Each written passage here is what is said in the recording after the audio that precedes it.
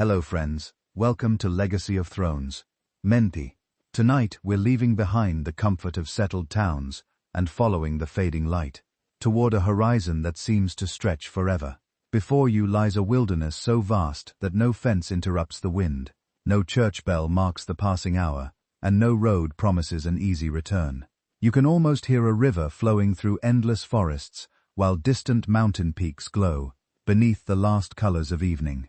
Somewhere ahead, a lone rider urges a tired horse across open grass, carrying little more than hope, steel, and experience. The American mountain man is about to step into one of the most remarkable chapters in frontier history, where survival depends less on strength than on patience, observation, and quiet determination. So before you get comfortable, take a moment to like the video and subscribe, but only if you genuinely enjoy what I do here. I'd also love to know where you're listening from tonight, along with your local time. It is always wonderful to see people from around the world gathering for these peaceful journeys through history.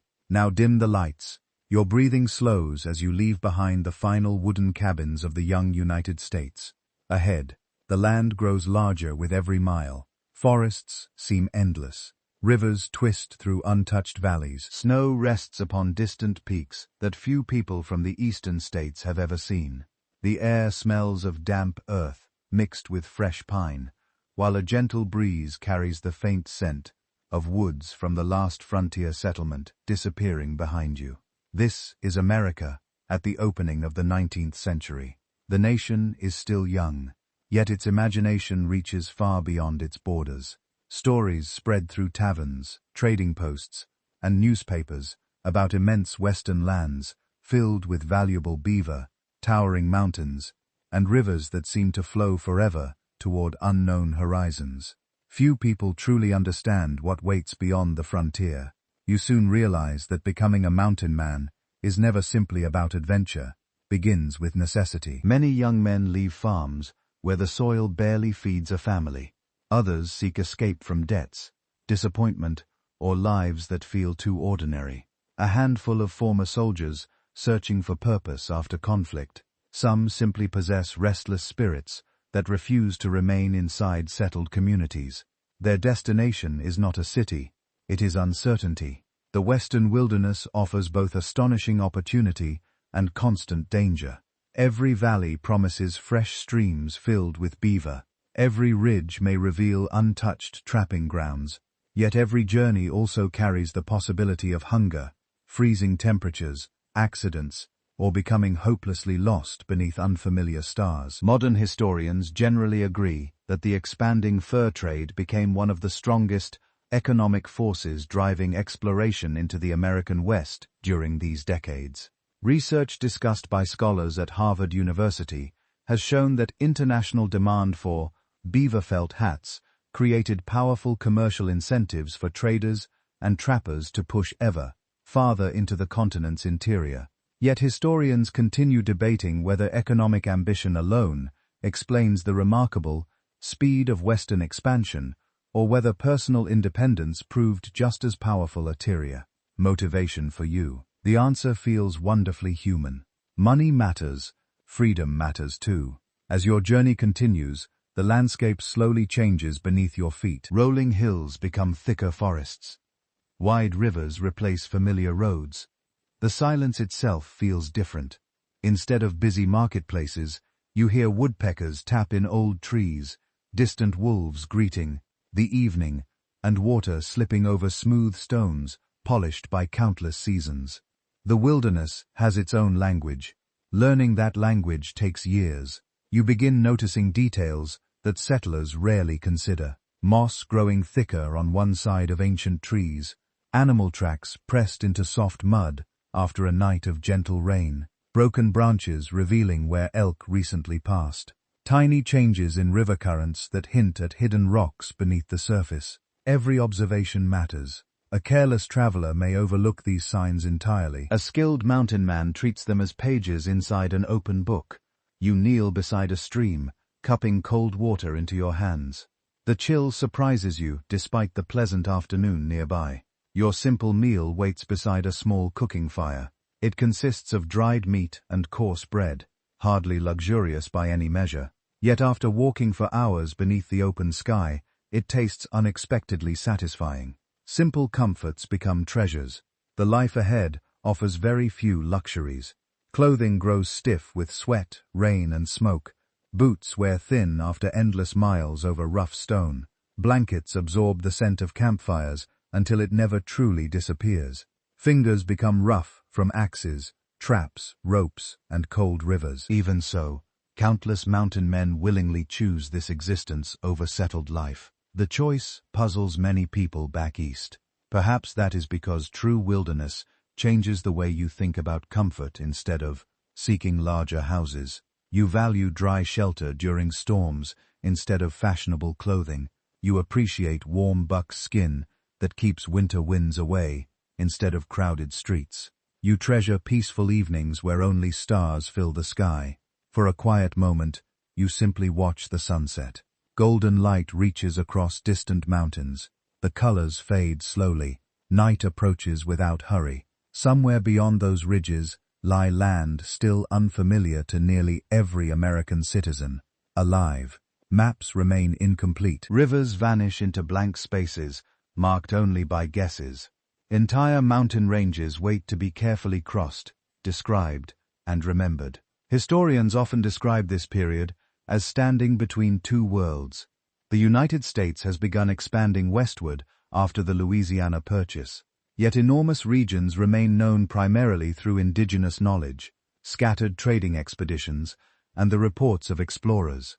Research associated with Yale University has emphasized that the nation's geographic understanding expanded dramatically during the first decades of the 19th century. Although scholars still debate exactly how rapidly accurate knowledge spread beyond official expeditions into commercial trapping networks, that uncertainty shapes every decision. No traveler possesses perfect information. Even experienced guides sometimes choose the wrong valley or misjudge approaching weather. Snow may arrive weeks earlier than expected. Rivers may swell after distant mountain storms. A shortcut can become a deadly mistake. Patience often saves lives as darkness settles across the landscape. Your campfire becomes the brightest point for miles. Flames dance gently across nearby rocks, while sparks drift upward toward a sky crowded with brilliant stars untouched by city lights. The fire smells pleasantly of dry pine mixed with fresh cedar gathered before sunset. You wrap yourself inside a heavy blanket. The ground remains firm beneath you. Somewhere nearby, a horse quietly grazes. Beyond the circle of firelight, the wilderness continues without end. You realize that this opening night represents something much larger than one person's journey. It marks the beginning of an era when thousands of determined individuals will venture into these immense landscapes. Some will become wealthy through the fur trade. Others will disappear into rivers, mountains, or forgotten valleys. Many will build lasting friendships across cultures. A few will become legends whose names survive long after the beaver trade itself fades into history. Yet none of them know the ending, neither do you.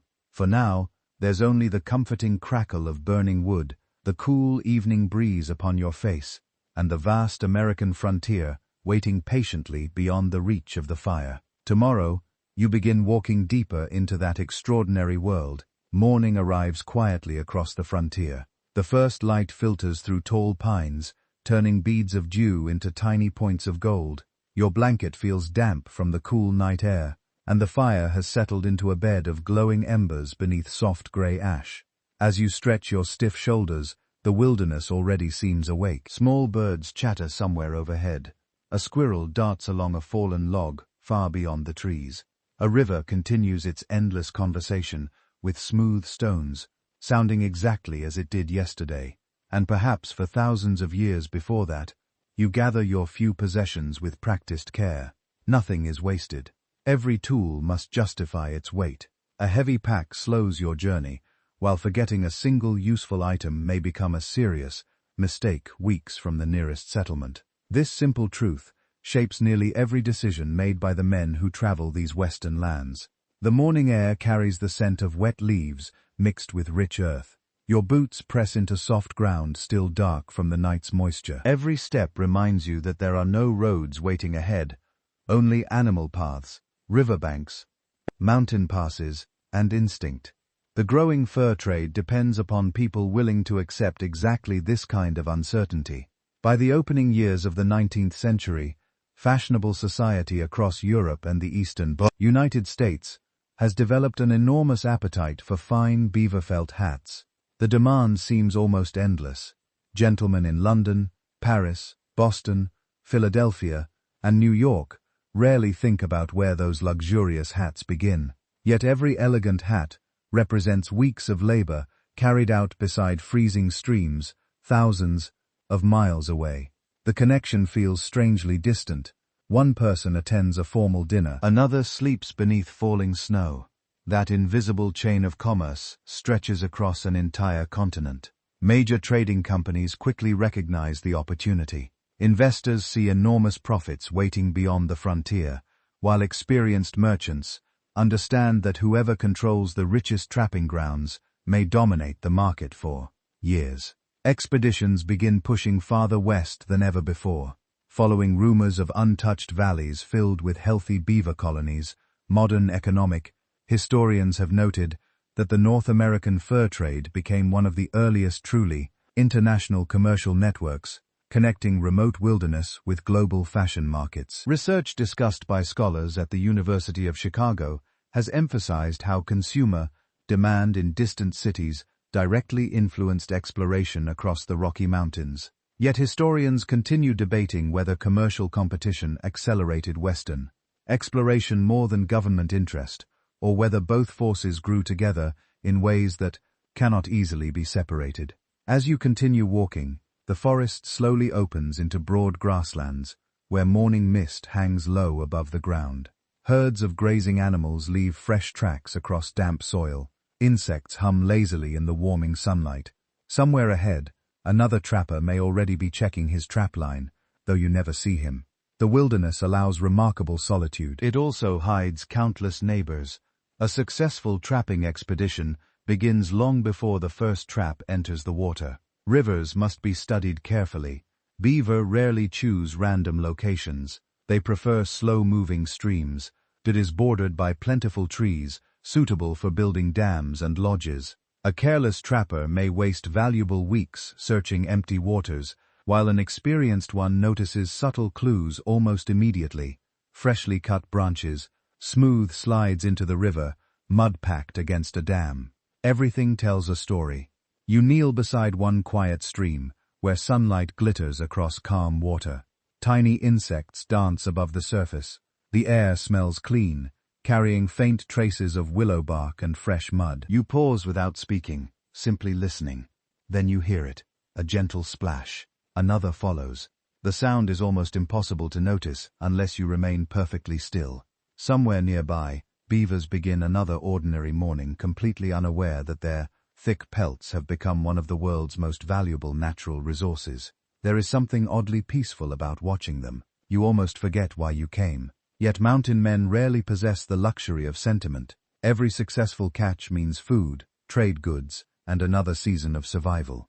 Failure may leave a trapper without enough supplies to reach the next rendezvous or trading post. Life becomes mathematics, uncomfortable mathematics, cold mathematics. How many traps remain usable? How much powder is left? How many weeks before heavy snow closes the mountain passes? How much dried meat can one horse safely carry? Each answer matters. Unlike farmers who measure time through planting and harvest, mountain men organize their lives around rivers, weather, animal migrations, and the changing seasons. Spring often brings swollen streams and active beaver. Summer offers easier travel across high country. Autumn encourages long preparations before winter closes the mountains with dangerous storms. Winter forgives no mistakes. Your thoughts drift toward the people who remain in eastern towns. They wake beneath familiar roofs, greet neighbors, attend churches, visit markets, and return home before nightfall. Meanwhile, here in the wilderness, every day begins with uncertainty. You cannot predict where you'll sleep next week, what weather tomorrow will bring, or whether your next encounter will involve friendship or danger. Oddly enough, many mountain men prefer this freedom. The absence of routine becomes its own reward as afternoon sunlight climbs higher. You finally encounter a small trapping camp beside a bend in the river. 3 weathered men repair equipment, while another carefully scrapes a freshly prepared pelt stretched across a wooden frame. Smoke rises gently from a simple cooking fire, where a battered pot simmers with stew made from whatever the surrounding country has recently provided. No one wastes words. Conversation comes slowly. Experienced trappers often judge strangers through quiet observation, before offering friendship. Clothing reveals much. Worn buckskin speaks of long journeys. Well-maintained rifles suggest discipline. Horses show whether their owners understand careful travel or careless haste. Trust grows gradually here. It must. Every partner may someday help rescue you from an icy river or share precious food during an unforgiving winter. Historical records suggest that successful trapping often depended less upon individual heroics than upon cooperation. Scholars associated with Stanford University have pointed out that many expeditions survived because members pooled knowledge, equipment, and labor rather than attempting complete independence. At the same time, historians still debate how much popular storytelling later exaggerated the image of the solitary mountain man. Since surviving journals frequently describe teamwork instead of isolation, the evening settles peacefully over the camp. Fresh pelts hang drying beside the fire, releasing the distinctive scent of wet fur mixed with wood smoke. Someone quietly sharpens a knife, using a smooth river stone. Another carefully mends torn moccasins with patient hands. No one appears rushed.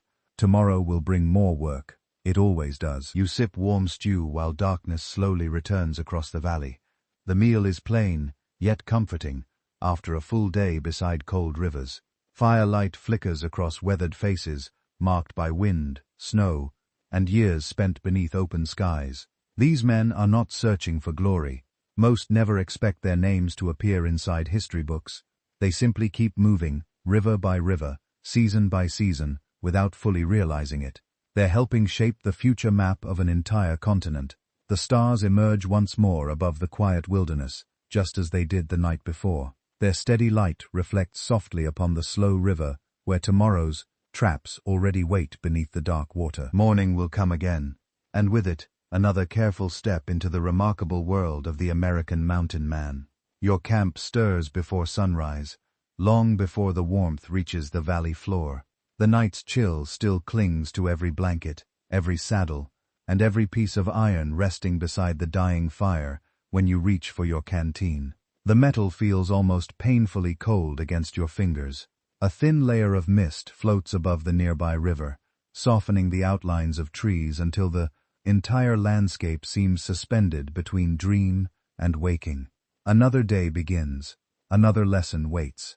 No one arrives in the mountains already knowing how to survive. Every legendary mountain man once stood exactly where you stand now, uncertain, inexperienced, and far more confident than wisdom deserved.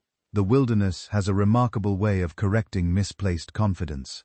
Usually without mercy, you shoulder your pack and follow an older trapper toward the river. His movements appear almost effortless. He rarely speaks unless necessary. Instead, he watches. His eyes drift across the current, pause briefly on distant hills, then settle upon the muddy shoreline. You begin looking where he looks. At first, you notice nothing unusual. Then the details slowly emerge. A narrow trail pressed into damp earth. Fresh hoofprints crossing older ones. Broken reeds bending toward the water. What seemed empty only moments ago now feels filled with quiet information. Observation becomes your greatest teacher. Unlike a classroom, the frontier offers no comfortable mistakes. Misreading a river crossing may cost valuable supplies. Ignoring dark clouds beyond distant peaks may leave you trapped inside a snowstorm. Forgetting where you hung dried meat may invite hungry animals before nightfall. Everything has consequences. The older trapper kneels beside a patch of disturbed soil without speaking. He brushes away loose dirt using the back of his hand. Beneath it lies the faint outline of an animal track. Not yesterday, earlier this morning. The edges remain sharp, untouched by wind or insects. Even you can begin to recognize the difference. Small victories matter. As the hours pass, your senses gradually sharpen. You begin listening differently. Instead of hearing only birdsong, you notice when the forest suddenly falls silent. That silence often means something larger has entered the area. Perhaps a wolf, perhaps a bear, perhaps another group of travelers moving carefully through the trees. Silence speaks if you learn to hear it. The air warms steadily beneath a bright blue sky. Pine needles release their clean fragrance as sunlight reaches the forest floor. Somewhere overhead, an eagle circles patiently, carried by invisible currents rising from the valley below. You stop for a moment simply to watch. There is no hurry. The mountains decide the pace. You soon discover that finding food requires more knowledge than determination. A hungry newcomer might chase every animal encountered, wasting precious energy. Experienced mountain men rarely behave that way. They study habits first. They understand where game drinks at dawn, where berries ripen during late summer, and which valleys remain sheltered after early snow. Knowledge feeds you. Strength alone rarely does. The afternoon brings another lesson. Water that appears calm from a distance often hides dangerous currents beneath its smooth surface. The older trapper removes his boots before crossing a shallow stretch. Testing each step with deliberate patience, you follow carefully, feeling icy water push firmly against your legs. Halfway across, you nearly lose your footing. The current surprises you. One careless step becomes two. Then a steady hand catches your arm before balance disappears completely. Neither of you says much afterward. No lecture is needed. You understand? Many mountain men never survive such mistakes. Historical evidence from surviving journals consistently shows that accidents caused by rivers, falls, weather, and exposure claimed countless lives throughout the fur trade era. Scholars examining frontier records at Princeton University have emphasized that ordinary, environmental hazards often proved far more dangerous than dramatic confrontations described in popular folklore. Yet historians still debate the exact proportion of deaths caused by natural accidents compared with disease, since surviving records remain incomplete and sometimes contradictory. As evening approaches, clouds gather unexpectedly above the western peaks. Their gray shapes grow heavier with surprising speed. Only an hour ago, the sky appeared perfectly clear. Mountain weather changes quickly, sometimes frighteningly quickly. The older trapper wastes no time. Camp must be prepared before rain arrives. Horses are secured beneath sturdy trees. Firewood is stacked beneath a simple covering. Blankets are protected from moisture using carefully folded hides. Preparation feels almost routine. Experience makes it so. Large drops begin striking leaves overhead before you finish arranging your own bedding.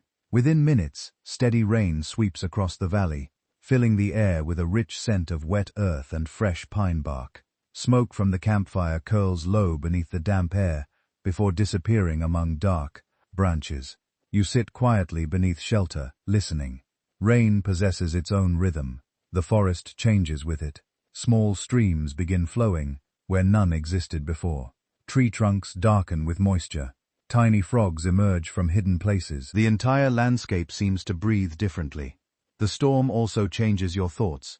You begin appreciating simple craftsmanship in ways that settled life rarely encourages. A well-made blanket means restful sleep instead of dangerous exposure. A carefully stitched pair of moccasins keeps feet dry another week. A dependable rifle represents security, hunting, and survival all at once. Ordinary objects become extraordinary companions. As darkness settles around camp, conversation remains gentle. One trapper quietly repairs leather straps using bone needles and sinew.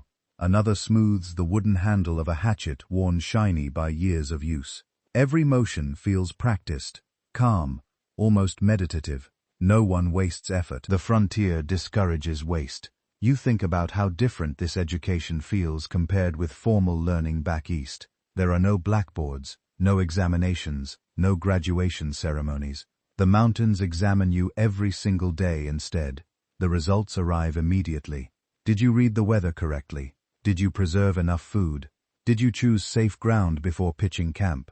Each answer determines tomorrow.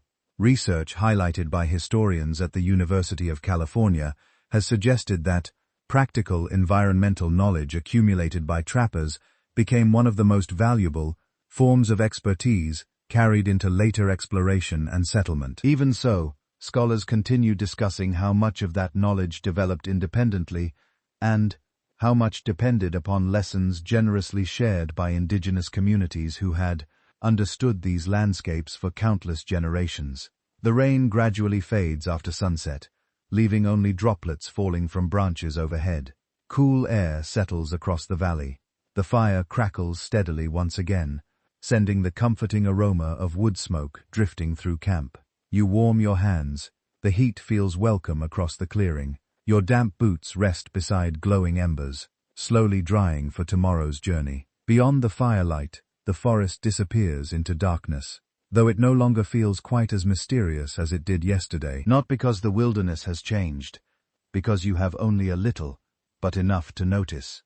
The mountains are already teaching you their quiet language, one careful lesson at a time. And somewhere beyond the next ridge, countless more lessons are patiently waiting beneath towering pines, winding rivers, and endless skies. You rise with a deeper respect for the land than you possessed when this day began.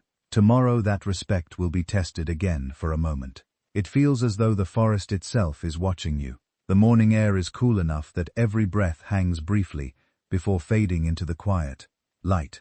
Dew clings to tall grass, soaking the edges of your moccasins as you walk. Somewhere nearby, a woodpecker taps patiently against an old pine, while the distant sound of flowing water echoes through the valley with comforting familiarity. The land feels peaceful, yet it is far from empty. Long before American trappers entered these mountains, countless indigenous communities had already developed rich cultures perfectly adapted to the western landscape. Rivers that appear unfamiliar to newcomers have carried families for generations. Mountain passes that seem impossible to locate are remembered through stories shared across centuries. Plants overlooked by strangers provide medicine, food, or useful fibers. Every season brings changes already well understood by those who call this country home. You begin to understand something important. The mountain man does not truly discover this wilderness. He enters it. That realization changes everything. As you continue westward, your small party notices thin columns of smoke rising beyond a grove of cottonwood trees. No one rushes forward. No one reaches immediately for a weapon. Experienced travelers know that caution and respect often accomplish more than fear. The horses slow naturally. Voices become quieter. Even the sound of leather creaking beneath saddles seems unusually loud. Soon, several figures emerge from the trees. Their movements appear calm and confident. They study your group with the same careful attention that your companions offer in return. For a few quiet moments, neither side speaks. Instead, everyone observes clothing, horses, expressions, and intentions. Trust begins silently. Only afterward do gestures replace uncertainty. Greetings are exchanged with measured courtesy. Small gifts follow. A little tobacco, a useful knife, perhaps a handful of dried berries offered without expectation. Simple exchanges, important ones. Throughout the mountain man era, relationships with indigenous nations vary enormously, depending upon location, circumstance, previous encounters, and individual personalities. Some partnerships become lifelong friendships. Others remain cautious business arrangements. Occasionally, fear, misunderstanding, or competition leads to violence that leaves lasting sorrow for everyone involved. There is no single story. There never was. You spend several days near this community, and every hour teaches lessons unavailable anywhere else. One experienced hunter demonstrates how to recognize weather changes by studying cloud movement across distant ridges, rather than focusing only upon conditions overhead. Another explains why certain valleys remain warmer during early spring, because mountain winds follow predictable patterns invisible to unfamiliar travelers.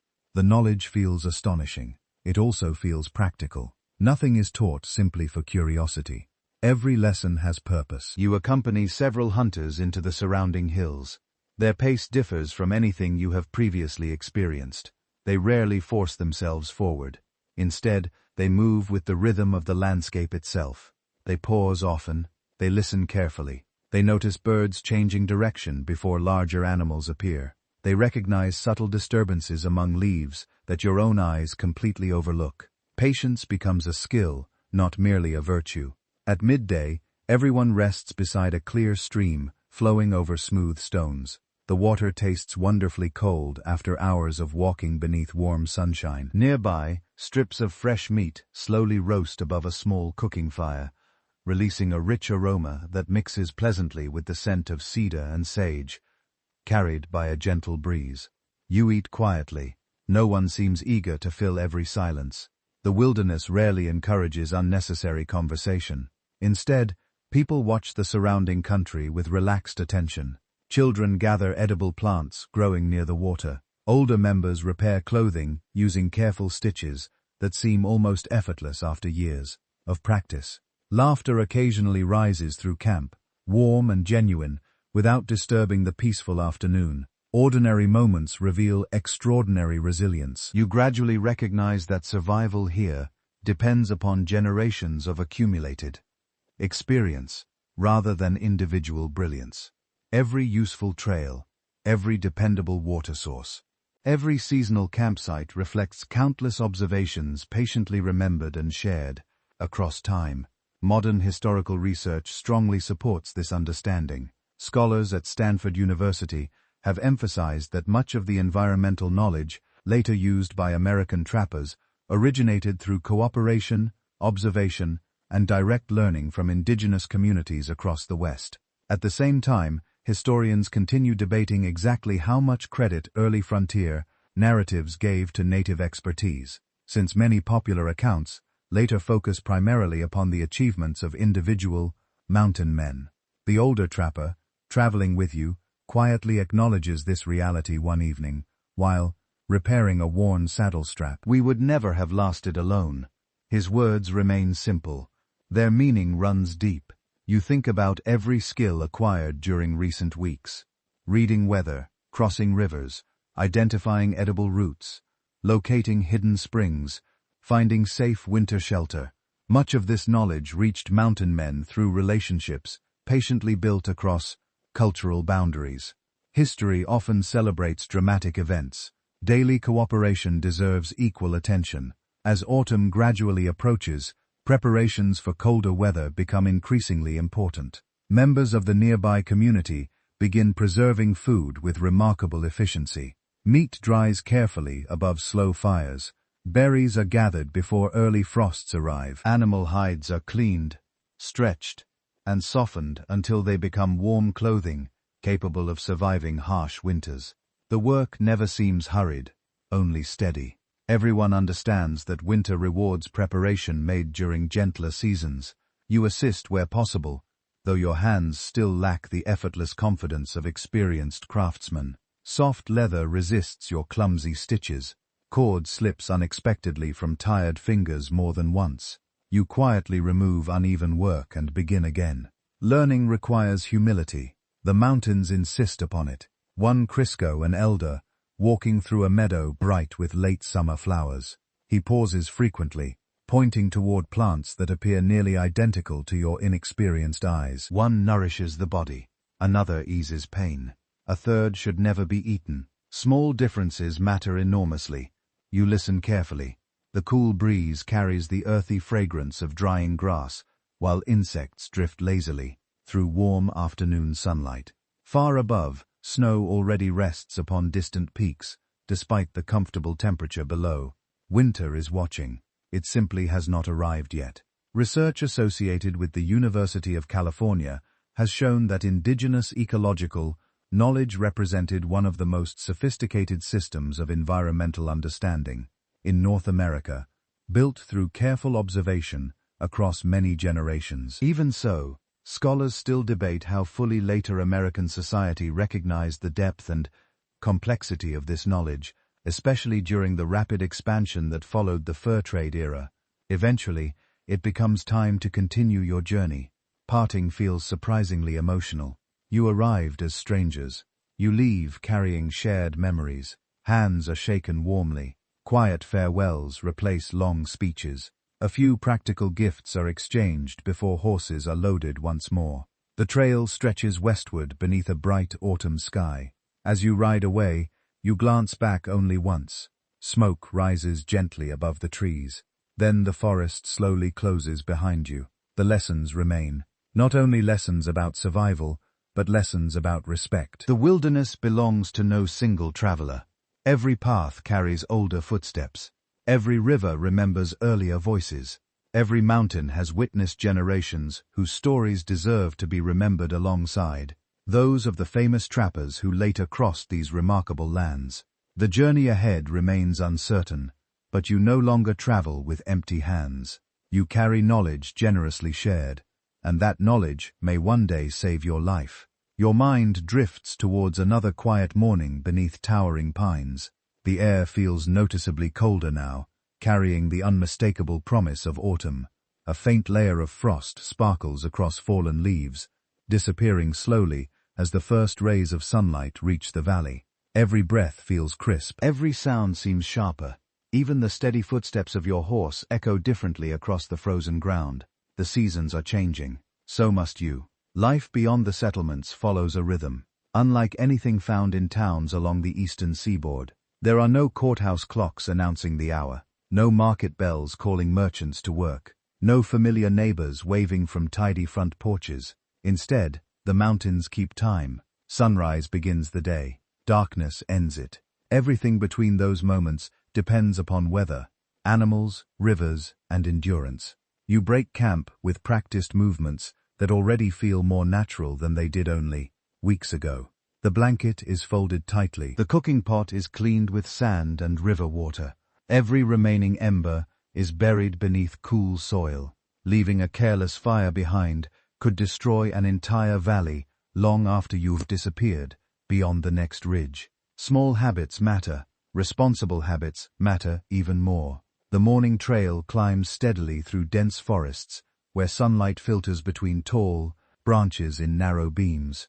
The scent of pine resin fills the cool air, mixed with damp moss and decaying leaves returning quietly to the earth. Somewhere above, squirrels chatter angrily at your slow progress, while distant ravens glide across the pale sky without making a sound. The wilderness rarely feels silent. It simply speaks softly. By late morning, your companions stop beside a narrow creek where everyone settles into familiar routines. One man sharpens an axe using smooth circular strokes. Another checks the leather straps, securing heavy packs. A third carefully cleans his rifle, removing moisture before rust has the opportunity to begin its patient work. Maintenance never ends. Out here, neglected equipment can become as dangerous as any storm. You soon discover that a mountain man's day consists largely of ordinary tasks performed extraordinarily well. Popular stories often celebrate dramatic encounters with bears or desperate escapes through snow-covered passes. Yet, most days pass in quieter ways. Boots need repair, clothing needs mending, food must be prepared. Horses require constant care. Traps demand inspection. The fire must always be ready before darkness falls. There is dignity and repetition. The older trappers never complain about these routines. In fact, they seem comforted by them. Familiar work creates order inside an unpredictable world, even after a difficult journey. Repairing a torn blanket or oiling a rifle reminds you that some things remain within your control. As the afternoon unfolds, you begin preparing fresh buckskin gathered several days earlier. The process demands patience rather than strength. Every scrap of flesh must be removed carefully. The hide is stretched evenly. Smoke from slow-burning wood eventually helps preserve the leather while giving it the familiar scent that lingers on nearly every experienced mountain man. The work stained your hands. No one minds when finished properly. Soft buckskin protects against cold winds remarkably well, while remaining flexible enough for endless miles of walking. A poorly prepared hide stiffens quickly, cracks in freezing weather, and becomes nearly useless. Craftsmanship keeps you alive.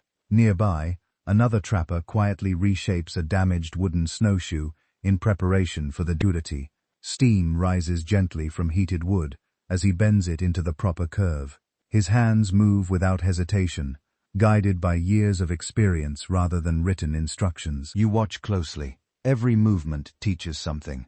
The camp itself remains surprisingly simple. Blankets hang across low branches to dry in the afternoon sun. Saddles rest upside down upon logs. Strips of meat sway gently above a smoky fire, where they slowly become food that may last for weeks. Nothing appears decorative. Everything has purpose. Even the smallest possessions carry stories. A worn cup may have crossed countless rivers. A patched coat may have survived several winters. A knife with a polished handle has probably prepared thousands of meals. Objects become companions. Their value cannot be measured by appearance alone. As evening approaches, someone begins preparing supper. A pot filled with venison, wild onions, and gathered roots simmers slowly above glowing coals. The rich aroma spreads through camp, blending pleasantly with wood smoke and the earthy smell of damp leaves. After hours of steady labor, even such a modest meal feels deeply satisfying. You eat slowly. There is no rush. Conversation drifts comfortably between practical matters and quiet memories. One trapper recalls an unusually harsh winter when snow buried entire camps beneath towering drifts. Another remembers a horse that somehow found its own way back after disappearing during a violent storm. No one exaggerates for attention. The stories are enough. Many happened exactly as remembered. Research examined by scholars at Columbia University has emphasized that surviving journals from mountain men reveal lives dominated by ordinary labor rather than constant adventure. Daily records often focus on weather, repairs, hunting success, and travel conditions instead of dramatic confrontations. At the same time, historians continue debating how later novels and popular illustrations transformed these practical workers into larger-than-life heroes, sometimes overshadowing the quieter realities preserved in original documents. The stars begin appearing one by one as twilight settles across the valley. The temperature drops quickly after sunset, reminding everyone that winter is steadily approaching. You pull your blanket closer while adding another piece of dry pine to the fire. Its warmth feels immediate. Its light feels reassuring. Across the clearing, horses stand quietly, with slow clouds of breath drifting into the cold evening air. Their steady presence brings comfort. A dependable horse is more than transportation. It carries food, equipment, precious furs, and sometimes the exhausted trapper himself after weeks of difficult travel. Few partnerships become stronger. You take a moment to examine your own hands in the firelight. The skin has become rougher than when this journey began. Small cuts have healed into faint scars. Your fingernails still hold traces of earth, despite repeated washing in cold streams. The wilderness leaves its mark. Not only on the body, you notice changes within yourself as well. You no longer hurry without reason. You pay attention to the wind before choosing a campsite. You instinctively search for dry firewood before resting. The habits of settled life slowly fade, replaced by quiet awareness. Historians associated with the University of Oxford have observed that many mountain men gradually adapted not only their practical skills, but also their entire way of thinking, learning to judge time, distance, and success according to the rhythms of the natural world. Even so, scholars still debate how completely these men embrace frontier life, since many eventually returned to towns after the fur trade declined. For now, however, there is no thought of leaving, only tomorrow's journey. The fire burns lower as the night deepens. Smoke rises straight into the clear sky, carrying the comforting scent of cedar somewhere beyond the edge of camp. An owl calls softly into the darkness. The sound echoes through the trees before fading into silence. You settle beneath your blanket.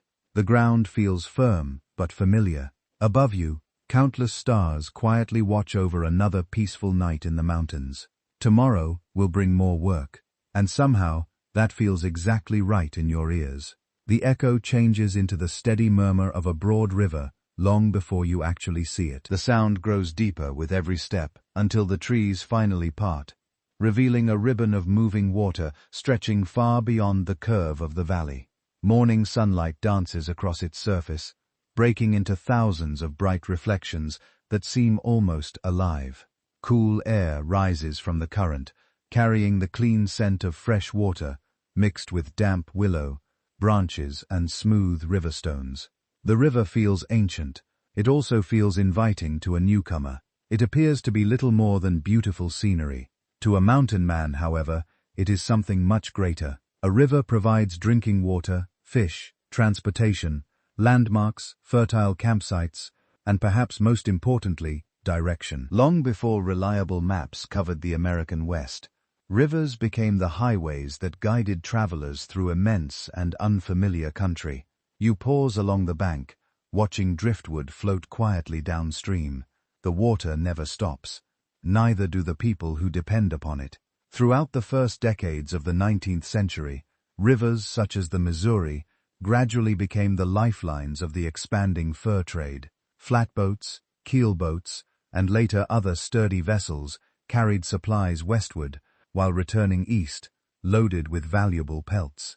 Every successful expedition relied upon these waterways, even when strong currents transformed ordinary travel into exhausting labor. You soon discover that moving upstream demands remarkable determination. Men step into the cold water, leaning forward as ropes stretch tight across their shoulders. Every careful footstep pulls a heavily loaded boat against the relentless current. Mud clings stubbornly to boots. Hidden rocks threaten twisted ankles. Mosquitoes gather eagerly wherever movement slows. Progress comes slowly, sometimes painfully slowly. You imagine spending an entire day advancing only a handful of miles. The effort feels almost unbelievable from a modern perspective. Yet, thousands of men accepted this exhausting routine because rivers offered the safest and most reliable routes through enormous landscapes where roads simply did not exist. The Missouri seems almost endless. Its banks constantly change. One stretch passes beneath towering cottonwood trees whose leaves shimmer softly in the breeze. Another opens into broad grasslands where bison graze peacefully beneath wide skies. Around the next bend, steep bluffs rise above the water, casting cool shadows that briefly relieve the afternoon heat. Every bend reveals something new. Every bend deserves respect. The older trapper beside you studies the current more carefully than the scenery. He notices where floating debris gathers, where whirlpools quietly form beneath the surface, and where sandbars shift after recent storms. What appears random to inexperienced eyes follows patterns shaped by seasons, rainfall, and the river's endless patience. He points toward a narrow channel. That way. Only later do you understand why the wider route looks easier, but hides shallow gravel capable of trapping heavily loaded boats. The narrower passage appears risky, yet offers deeper water and a safer crossing. Experience often means choosing the path that merely seems more difficult. You remember that lesson.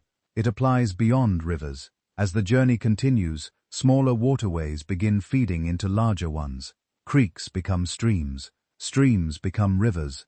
Together, they weave an intricate network connecting distant mountain valleys with settlements hundreds of miles away. The landscape itself seems connected. Nothing truly stands alone. By midday, you reach a quiet section where beaver have transformed the surrounding country. Through years of patient labor, small dams slow the current, creating ponds that reflect the bright autumn sky like polished glass. Young willow shoots line the banks where fresh teeth marks reveal recent activity. Nature reshapes nature. Patiently, a trapper explains that healthy beaver populations often improve the surrounding environment in surprising ways. Slower water encourages new plant growth. Birds gather around sheltered ponds. Fish find calmer places to rest. Even larger animals frequently visit these areas in search of dependable water. The beaver changes more than rivers, it changes entire landscapes. Modern environmental research has increasingly recognized this remarkable influence. Scholars at the University of California have highlighted how beaver engineering created wetlands that supported remarkable biological diversity across Western ecosystems. Yet, historians and environmental scientists continue debating the full extent to which intensive trapping during the fur trade altered regional waterways before conservation efforts emerged many decades later. You continue following the river until the afternoon sun begins sinking lower behind distant hills. Along one broad shoreline, fresh hoofprints cover the damp sand. Some belong to horses, others clearly belong to elk. Still others remain unfamiliar, even after several weeks of careful observation. The frontier never stops teaching. You simply become a better student. Later, while gathering firewood, he noticed pieces of driftwood, polished smooth by years of flowing water. Each log tells a silent story. Perhaps it once stood high upon a mountain slope before storms carried it into distant streams. Perhaps spring floods transported it hundreds of miles before leaving it here beside your kibbutz. The river remembers journeys just as people do. Camp is established on a gently rising bank safely above the waterline. Experienced travelers avoid camping too close to rivers, despite their obvious convenience. Overnight storms far upstream can suddenly raise water levels with frightening speed.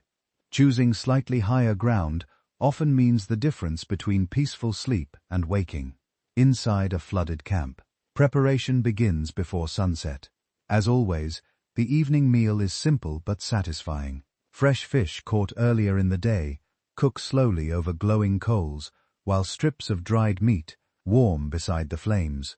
The pleasant aroma mingles with the scent of cottonwood smoke, drifting lazily across the coals. Nearby, someone quietly repairs a paddle worn smooth after countless miles. The river reflects every flicker of firelight.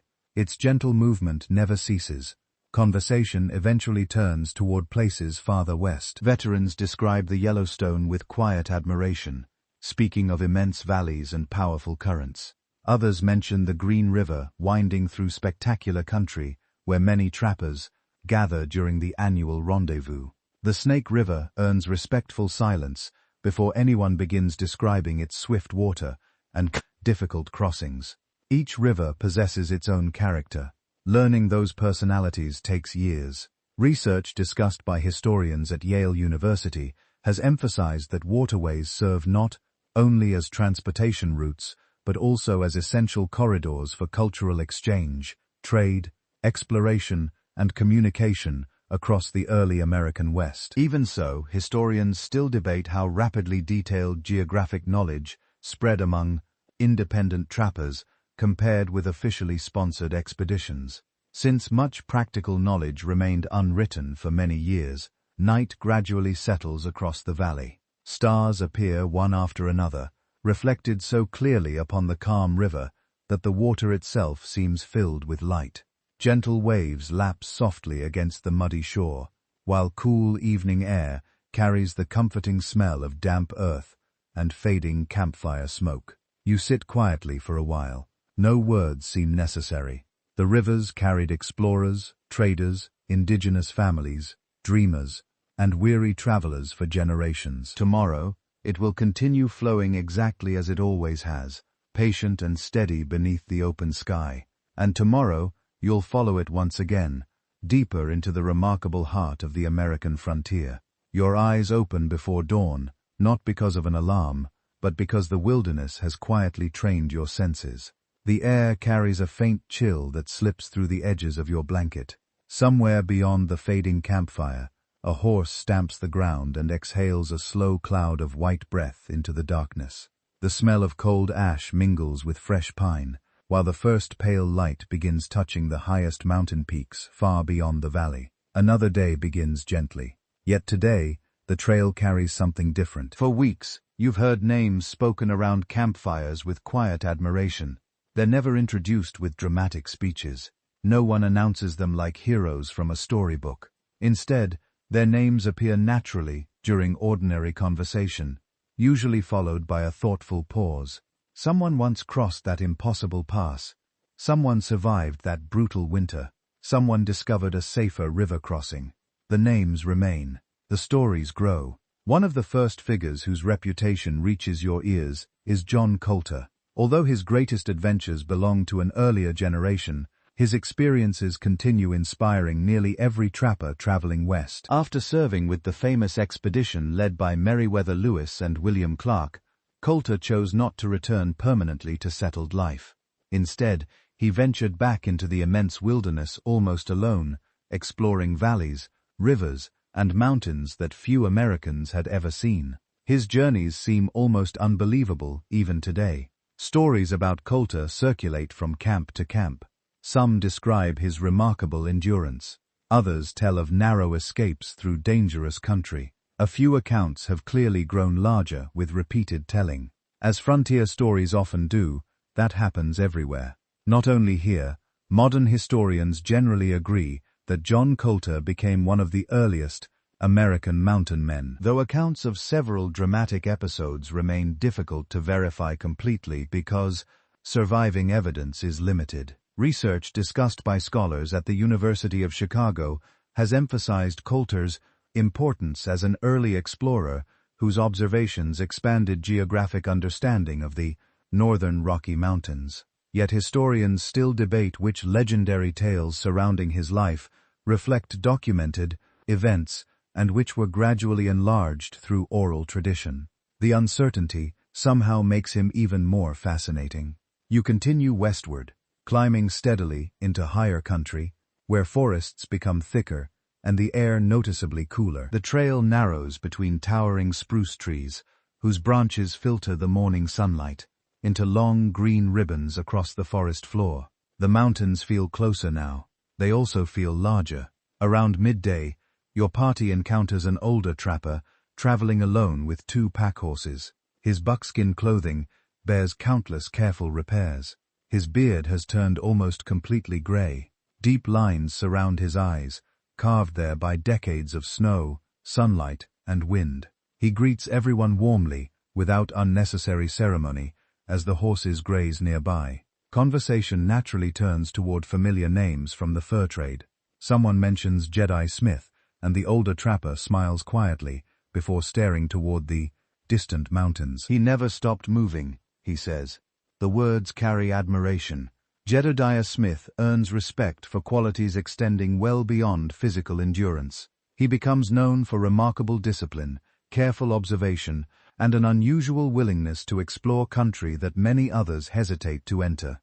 Time after time, he travels through unfamiliar regions, recording routes that later guide countless immigrants heading west. His courage feels deliberate, not reckless. Unlike popular legends that celebrate fearless adventurers charging blindly into danger, surviving journals suggest something rather different. Successful mountain men usually calculate risks with extraordinary care. They survive because they prepare thoroughly, remain observant, and know when caution matters more than speed. That lesson repeats often for good reason. As afternoon light softens across the valley, the older trapper shares memories of another respected figure, Jim Bridger. Even during his younger years, Bridger gains a reputation for astonishing knowledge of Western geography. Rivers, mountain passes, hidden valleys, and winter camps gradually become fixed within his remarkable memory. He rarely needs a map. The land itself becomes his map. Listening beside the fire, you realize something important about these legendary men. None of them work entirely alone. Every successful journey depends upon companions, indigenous guides, trading partners, dependable horses, and lessons patiently learned from countless previous travelers. The legend belongs to one person. Success rarely does. The evening brings welcome warmth after a cool day in the mountains. Venison slowly roasts over glowing coals, while someone stirs a pot of thick stew scented with onions and wild herbs gathered nearby. Wood smoke drifts lazily upward, carrying tiny sparks into a sky gradually filling with stars. You settle comfortably beside the fire. Stories continue. One trapper recalls meeting William Ashley during the early years of organized Western expeditions. Ashley's business model transforms the fur trade by sending trapping parties deep into the mountains rather than waiting for indigenous traders to deliver pelts to distant posts. The idea changes the rhythm of frontier commerce and eventually helps create the famous annual Rendezvous system. Innovation sometimes looks surprisingly simple until it changes everything. Research associated with Harvard University has shown that William Ashley's business strategies played a significant role in reshaping the Rocky Mountain fur trade during the 1820s by encouraging greater mobility among trapping parties. At the same time, historians continue debating whether Ashley's commercial innovations alone explain the rapid growth of the rendezvous system, or whether broader economic conditions made such changes almost inevitable. The discussion gradually shifts toward Kit Carson, though he belongs slightly later than some of the older legends now surrounding the campfire.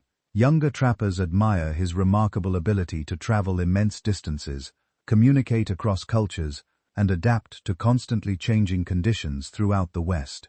His reputation grows steadily, not overnight.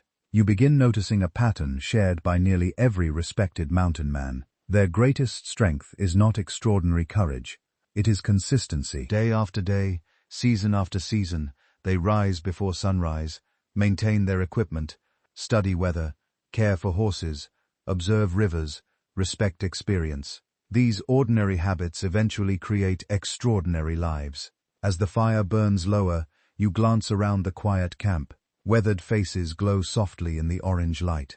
Boots dry beside carefully stacked firewood. Rifles rest within easy reach, cleaned and protected against the night's moisture. Horses graze peacefully nearby, beneath a sky crowded with brilliant stars. The camp feels calm, almost timeless. You understand that legends do not begin as legends. They begin exactly like this, with ordinary mornings, careful choices, patient learning, and thousands of unnoticed decisions repeated across difficult years. History remembers the remarkable moments. Life consists mostly of the quiet ones. Scholars at Princeton University have frequently observed that surviving letters and journals from frontier explorers reveal far more attention to weather, supplies, travel conditions, and practical challenges than later popular biographies often suggest. Even so, historians still debate how much of the mountain man's enduring image reflects historical reality and how much was shaped by 19th-century popular literature, seeking larger-than-life heroes for a growing nation. The fire settles into glowing embers. The valley grows silent. High above, the mountains remain exactly where they have always stood, patient witnesses to every trapper, explorer, family, and traveler who has crossed their rugged slopes. Tomorrow you will continue following their trails, not merely searching for beaver, but searching for understanding, because every mile reveals that the greatest legends of the American frontier were never only about brave men. They were also about the remarkable land that quietly shaped them all for a brief moment. The morning feels almost too peaceful to disturb. Thin clouds drift lazily across a pale blue sky, while sunlight settles gently upon a meadow sparkling with frost. The horses graze without concern, pulling at dry grass that survived the first cold nights of autumn. A light breeze carries the pleasant scent of sage mixed with damp earth, and somewhere beyond a stand of aspens, a stream whispers softly over smooth stones. The wilderness appears welcoming. Appearances can be wonderfully misleading. By now you have learned that the American frontier rarely announces danger with dramatic fanfare. More often trouble arrives quietly. A loose rock beneath one careless step, a sudden change in the wind, an overlooked storm gathering beyond distant mountains. The wilderness rewards attention long before it rewards courage. That lesson returns today. You begin climbing a narrow trail that winds upward through thick timber. Fallen needles soften every footstep, making the forest unusually quiet. The air grows noticeably cooler with each increase in elevation. As you pause to catch your breath, one of the older trappers raises a hand. He says nothing. Everyone stops. Silence spreads naturally through the group. At first, you wonder what has captured his attention. Then you notice the horses. Their ears stand sharply forward. One animal lifts its head, nostrils flaring as it studies the forest ahead. The horses know first. They often do. Several moments pass before you hear it. Hello. Rustling, heavy, deliberate. Not far away, the older trapper slowly points toward a cluster of berry bushes where branches sway, although no wind reaches them. Out from the shadows steps an enormous grizzly bear. its thick fur glowing deep brown beneath the morning sun. The animal is magnificent. It is also dangerous. Nobody reaches immediately for a rifle. That surprises you. Experience has taught these men that panic often creates the very danger they hope to avoid. Instead, everyone remains calm. Voices stay low. Movements remain slow and predictable. The bear pauses, studying your small group with equal curiosity. For several long moments, neither side advances. The forest itself seems to stop breathing. Then, after sniffing the air one final time, the great animal turns quietly back into the trees, disappearing almost as silently as it appeared. Only then to shoulders relax, breaths deepen, conversation returns. The older trapper smiles faintly. Best fight is the one that never begins. Simple words, hard-earned wisdom. Historical records from the fur trade era frequently describe encounters with grizzly bears. Though many ended far less peacefully than this one, modern researchers examining frontier journals at the University of California have noted that experienced trappers generally avoided unnecessary confrontations whenever possible because injuries in remote country could easily become fatal. Yet historians continue debating how many dramatic bear stories published during the 19th century reflected actual events and how many were exaggerated for eager readers back east. You continue climbing through increasingly rugged country where the trees gradually thin, revealing sweeping views across endless valleys below. The air becomes noticeably thinner. Every breath requires slightly more effort. The mountains test everyone equally. Youth offers no exemption. As afternoon approaches, dark clouds begin gathering behind distant peaks with surprising speed. Only an hour earlier, the sky appeared almost perfectly clear. Now cold winds race down narrow valleys, carrying the sharp scent of approaching snow. No one hesitates. Camp must be prepared immediately. Blankets are secured beneath waterproof hides. Firewood is gathered while it remains dry. Horses are led towards sheltered ground, protected from the strongest winds. Preparation outruns panic. Always the first snowflakes begin falling before the fire is fully lit. At first, they drift lazily through the air, almost beautiful against the dark evergreen branches. Then the snowfall grows heavier, until the surrounding forest gradually disappears behind a tunnel of white. Visibility shrinks. The world grows smaller. You wrap your blanket tightly around your shoulders while extending cold hands toward the growing fire. Smoke swirls unpredictably beneath shifting gusts, carrying the comforting aroma of burning pine throughout camp. The warmth feels precious, almost miraculous. Outside the circle of firelight, snow continues covering every familiar landmark. Animal tracks vanish. The trail disappears. Rocks become hidden beneath fresh powder, capable of twisting an ankle with one careless step. The storm changes everything. For 2 days, your party remains sheltered beside a rocky outcrop, while snow piles steadily across the surrounding slopes. Supplies are carefully rationed. Horses receive constant attention despite the difficult weather. Every morning, someone clears accumulating snow before it grows dangerously heavy upon makeshift shelters. No one complains. Complaining changes nothing. Instead, routines provide stability. One trapper repairs clothing beside the fire. Another carefully dries damp boots before they freeze overnight. Someone quietly prepares hot broth, using dried meat and preserved vegetables. The meal is simple, yet its warmth spreads through tired bodies with comforting effectiveness. Small comforts become unforgettable when the storm finally passes. Brilliant sunshine returns almost without warning. Fresh snow blankets the mountains in dazzling white, reflecting light so intensely that you instinctively narrow your eyes. Every tree branch sparkles beneath tiny crystals. The cold air smells astonishingly clean. The landscape looks transformed. It is also more dangerous. Hidden beneath smooth snowdrifts lie fallen logs, narrow streams, and sharp rocks waiting patiently beneath the surface. Travel slows considerably as everyone probes uncertain ground before committing each step. Caution saves energy. Energy saves lives. Later that afternoon, another challenge emerges. One packer slips while crossing an icy slope, sliding awkwardly toward a cluster of rocks below. Several men react immediately, securing ropes before the frightened animal can fall farther. Working together with remarkable calm, they gradually guide the exhausted horse back onto firmer ground. No shouting, no panic, only careful teamwork. Watching the rescue reminds you once again that survival here rarely depends upon dramatic, individual heroics. Success grows from preparation, patience, cooperation, and countless practical decisions made correctly day after day. Research discussed by scholars at Stanford University has emphasized that environmental hazards such as severe weather, accidents, and exposure consistently pose greater risk to mountain men than many later fictional portrayals suggested.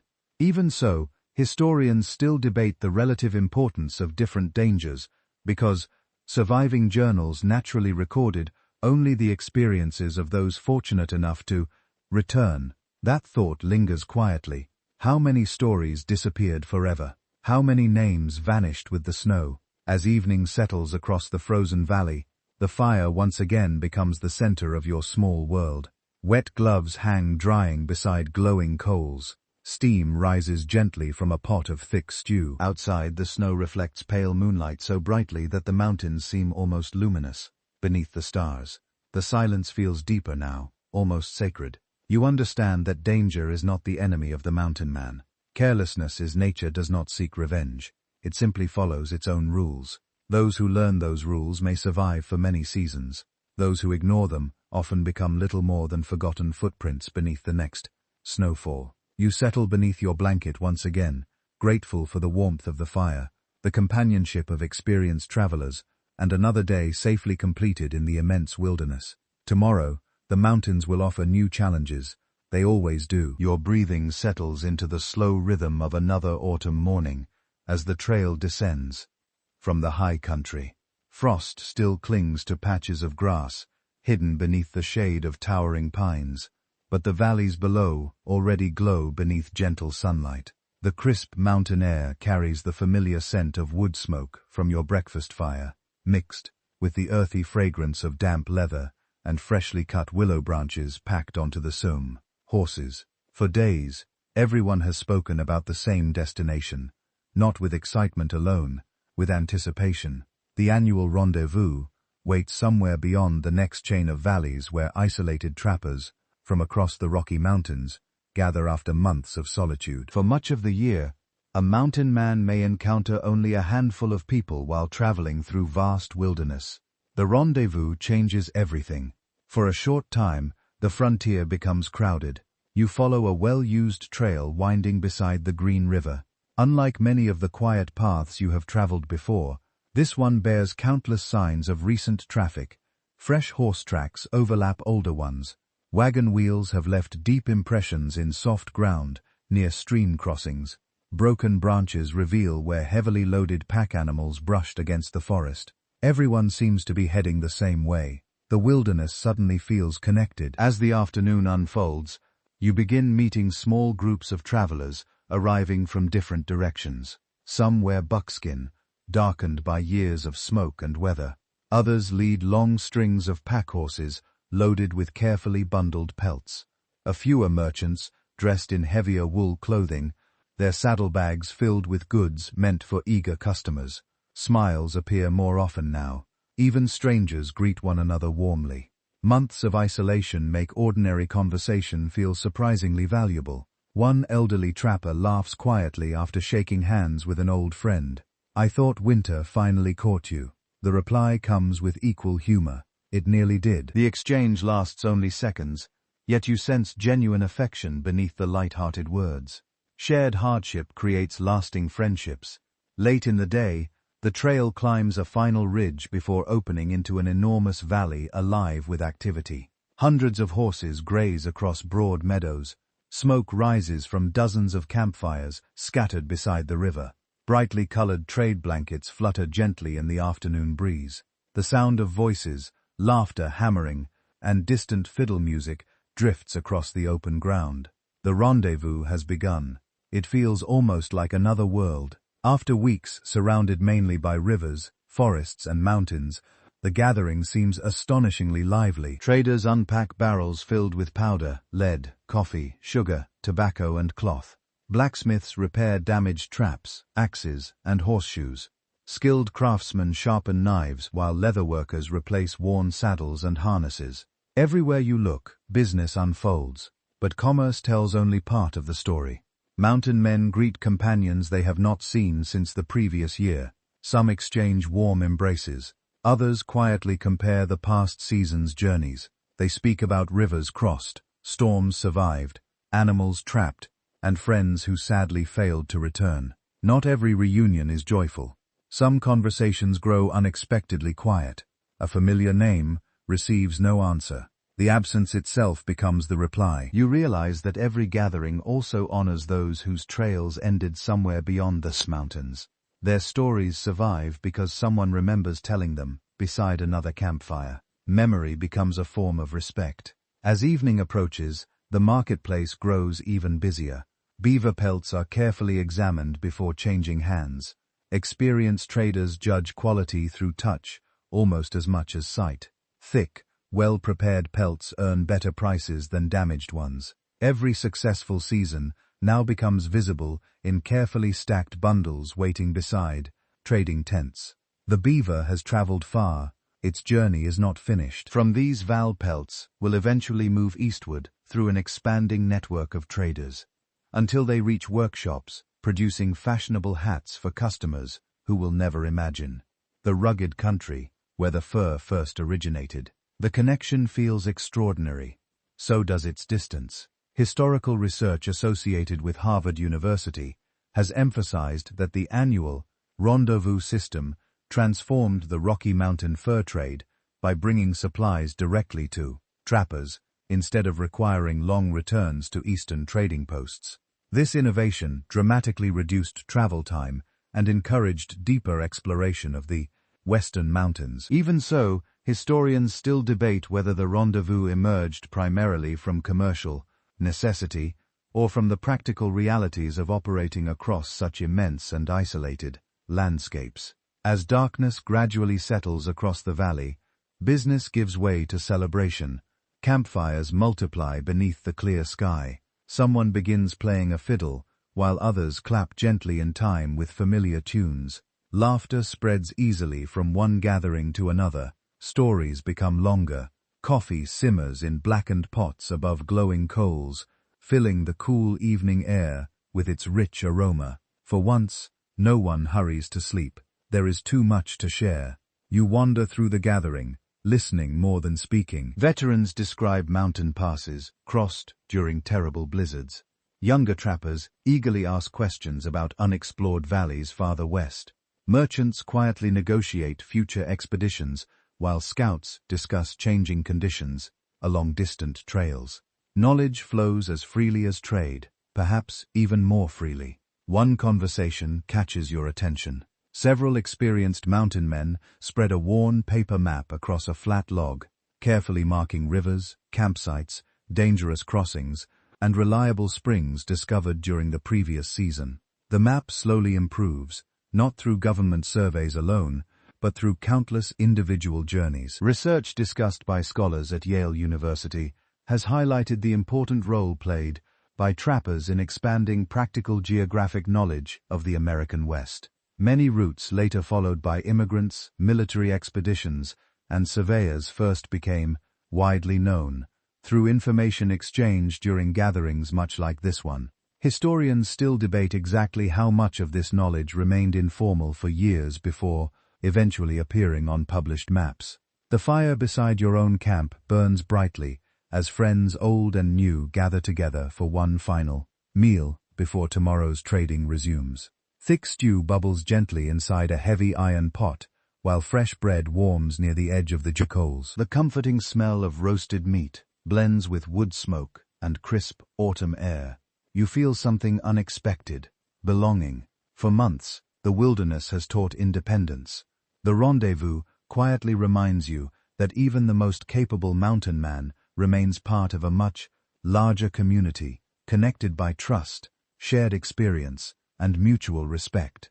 The stars shine brilliantly above the crowded valley. Horses rest peacefully after long journeys. Fires flicker like tiny constellations spread across the open grassland. Laughter rises softly before fading into the cool night.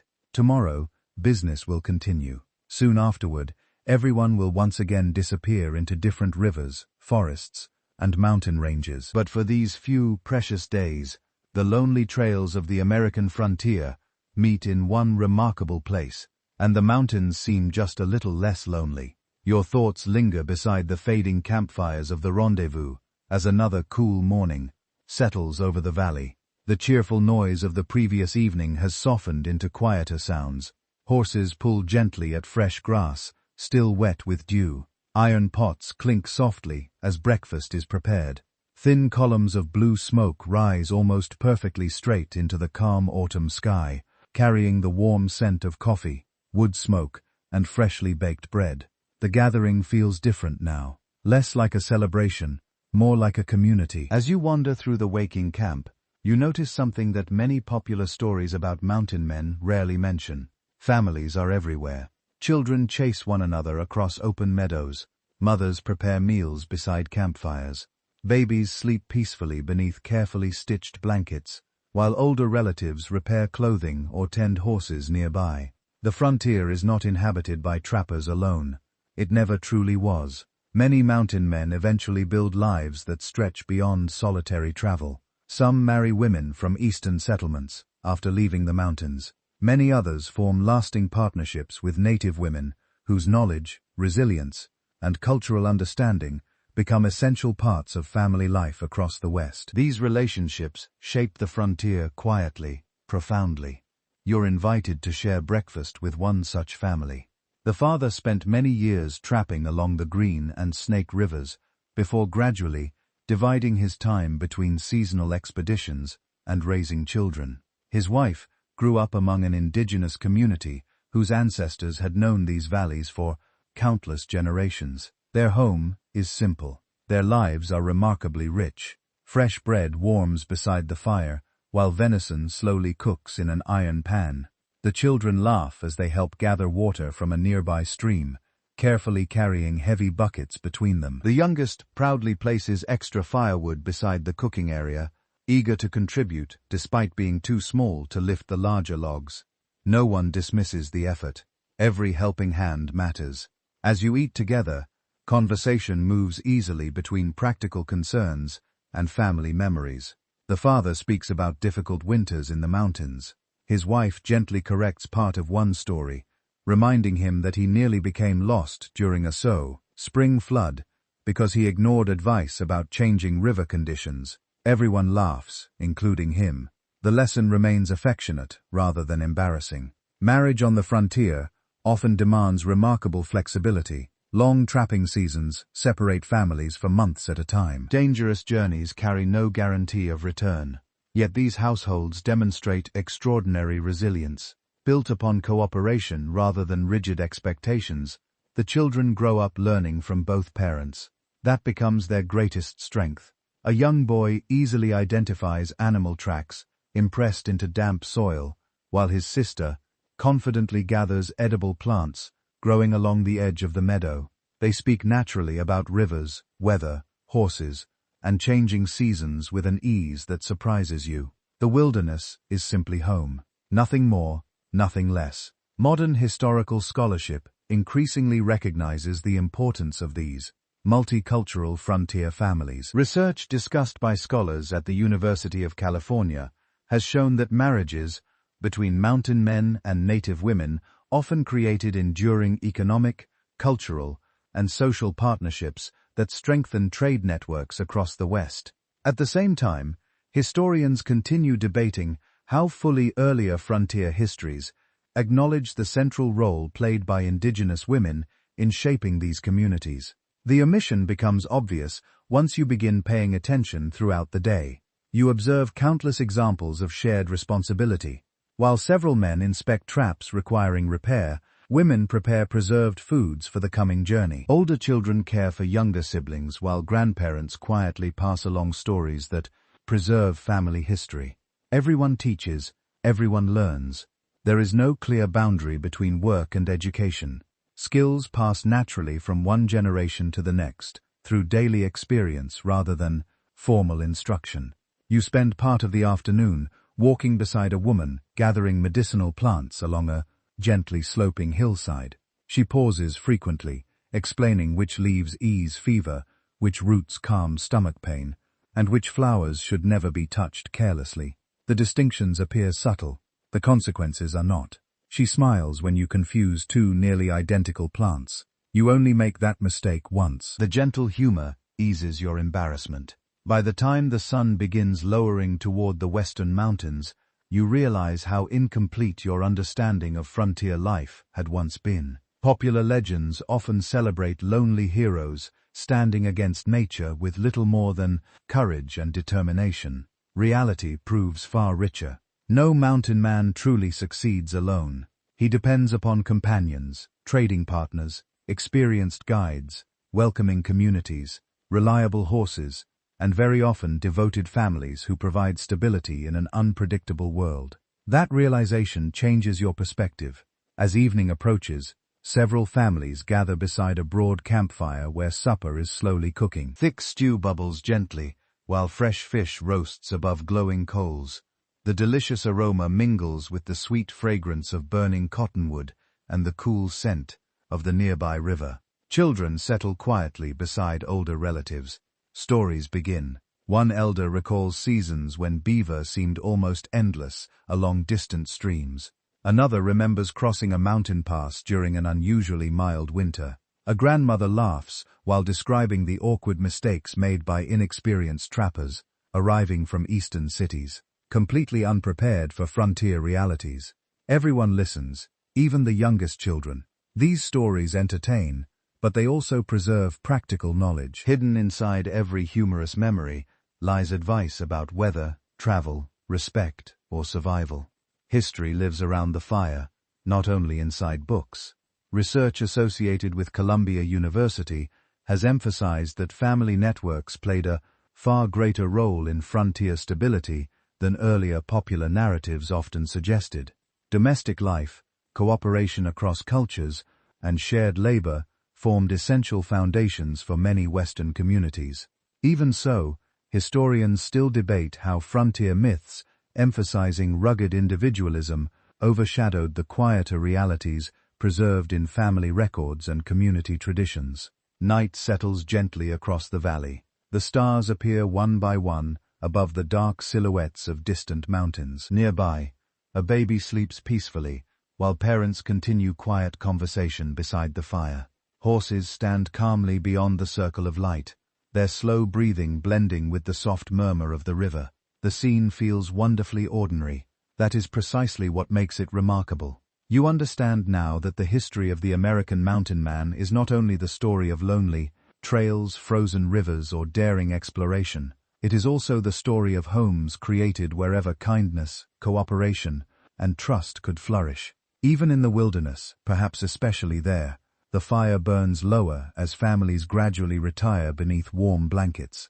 Gentle laughter fades into comfortable silence. Above you, countless stars continue their patient journey across the night sky, watching over another peaceful evening in the remarkable world of the American frontier. Tomorrow, the trail will lead once more into unknown country. But tonight, you carry something more valuable than supplies. You carry the memory of people who turned the wilderness into home. For a little while, it feels as though the mountains themselves are inviting you forward. The morning sky is brilliantly clear after several days of calm weather. Sunlight pours across broad valleys, turning distant peaks into glowing walls of gold and pale blue. A cool breeze carries the sharp scent of spruce mixed with dry stone, while somewhere below a winding river reflects the sky like polished glass. The trail ahead is unfamiliar. That is exactly why you follow it. The great age of the American mountain man is not only defined by trapping, it is also an age of exploration. Every season, experienced travelers push beyond valleys they already know, searching for better trapping grounds, easier mountain crossings, safer winter camps, and shorter routes between distant rivers. Curiosity becomes practical. Discovery becomes survival. You climb steadily through a narrow pass, where loose stones shift beneath your boots. The air grows noticeably thinner, making each breath slightly deeper than the last. Your horse slows naturally, conserving energy without any command. The mountains set the pace. You simply accept it, reaching the crest shortly before midday. You stop almost instinctively. The view is astonishing.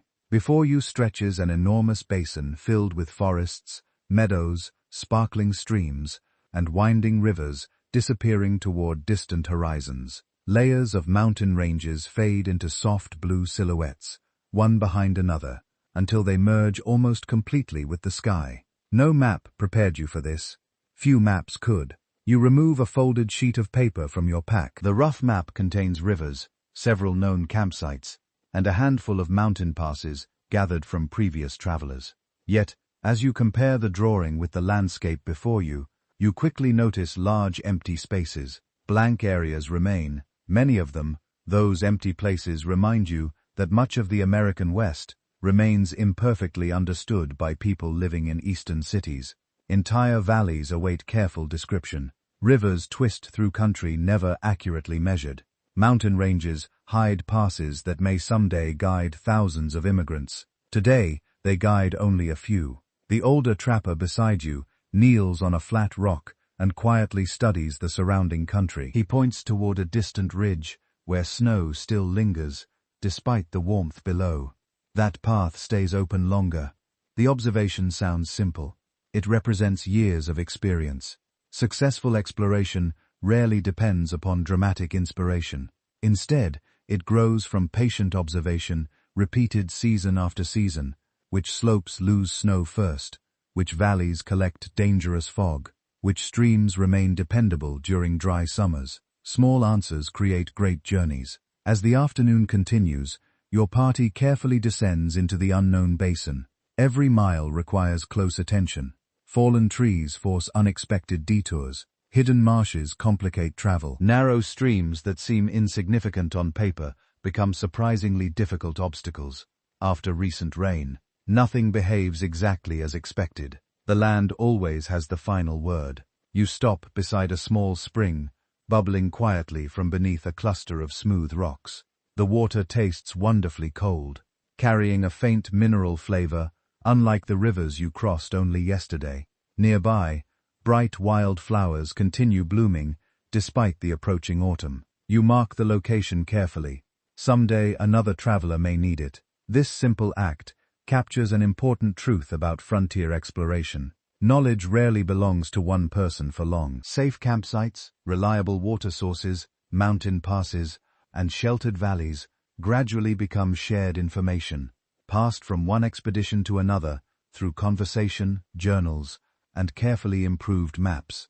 Every traveler adds something, even something small. Historical research examined by scholars at Yale University has emphasized that practical, geographic knowledge, accumulated through countless trapping expeditions, significantly expanded understanding of the Rocky Mountain region long before many formal government surveys reached the area. Yet historians continue debating exactly how much early exploration depended upon informal information shared among trappers compared with official expeditions sponsored by public institutions.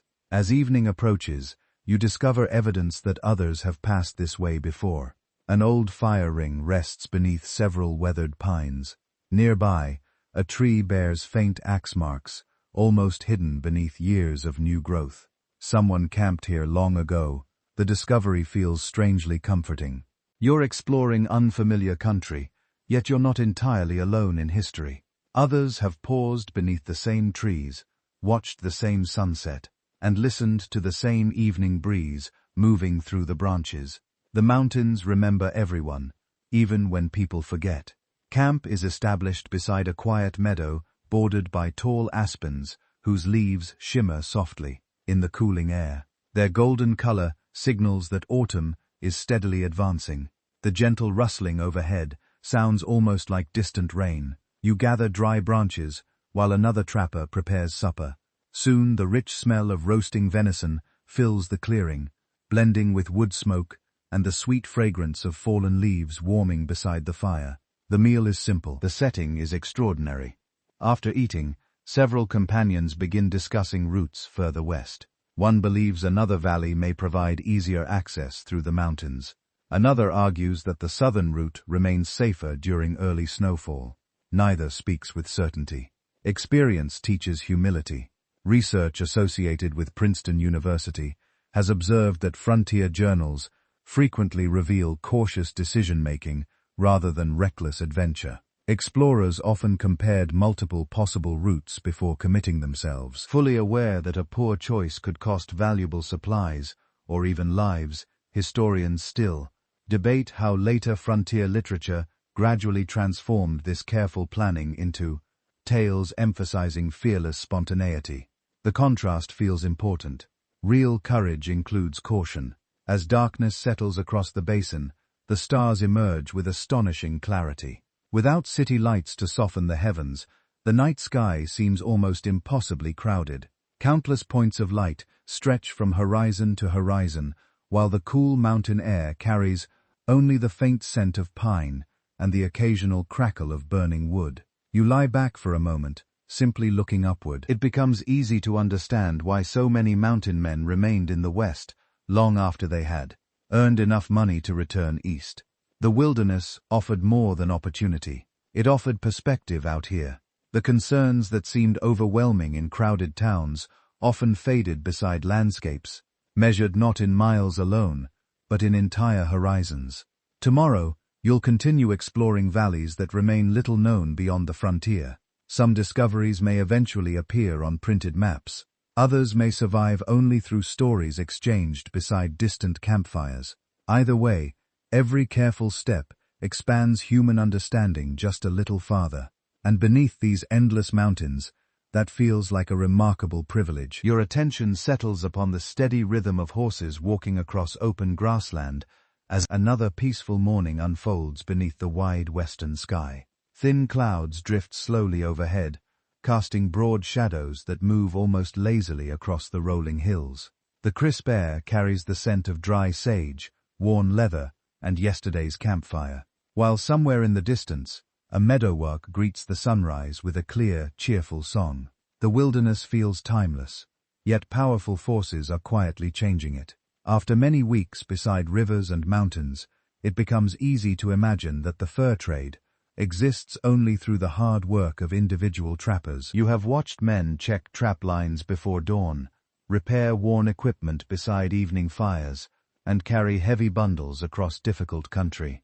But another world exists beyond the mountains, a world of ledgers, contracts, investments, competition. The frontier may seem wild, yet is deeply connected to business decisions made hundreds or even thousands of miles away. You begin the day's journey alongside a small caravan heading toward a temporary trading camp.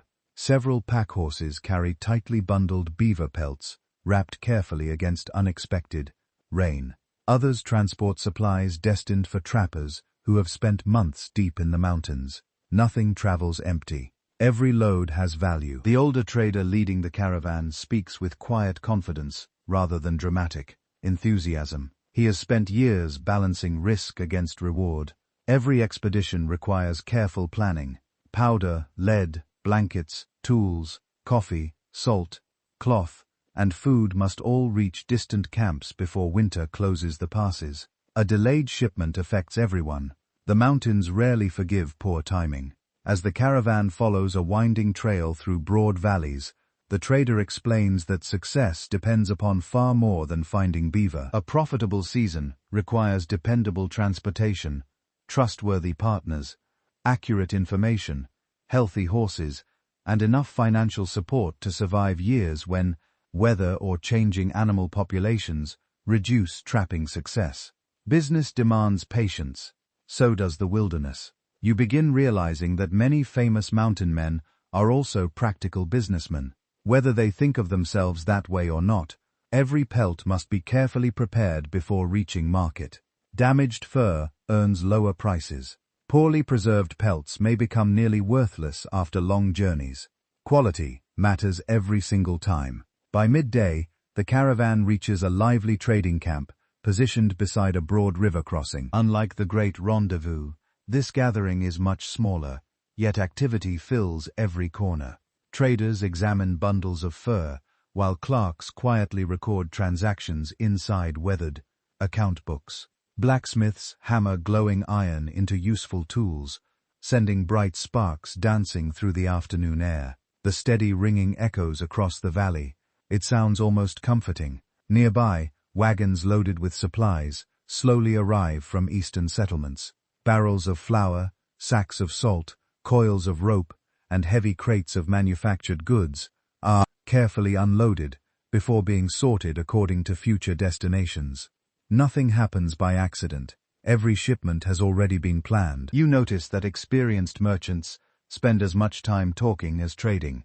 They exchange news about weather conditions, river levels, shifting beaver populations, and rumors concerning distant trapping grounds.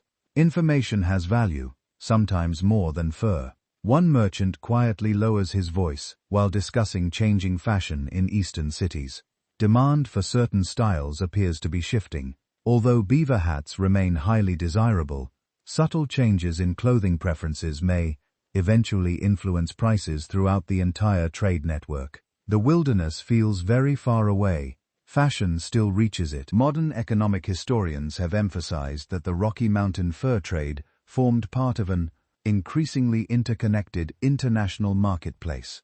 Research discussed by scholars at Columbia University has shown that changing consumer preferences in Europe and the eastern United States could significantly affect commercial decisions deep within the American West. Yet, historians continue debating how quickly frontier traders actually received reliable information about distant market conditions. Given the slow pace of communication during the early 19th century, the delay creates uncertainty. Everyone must make educated guesses.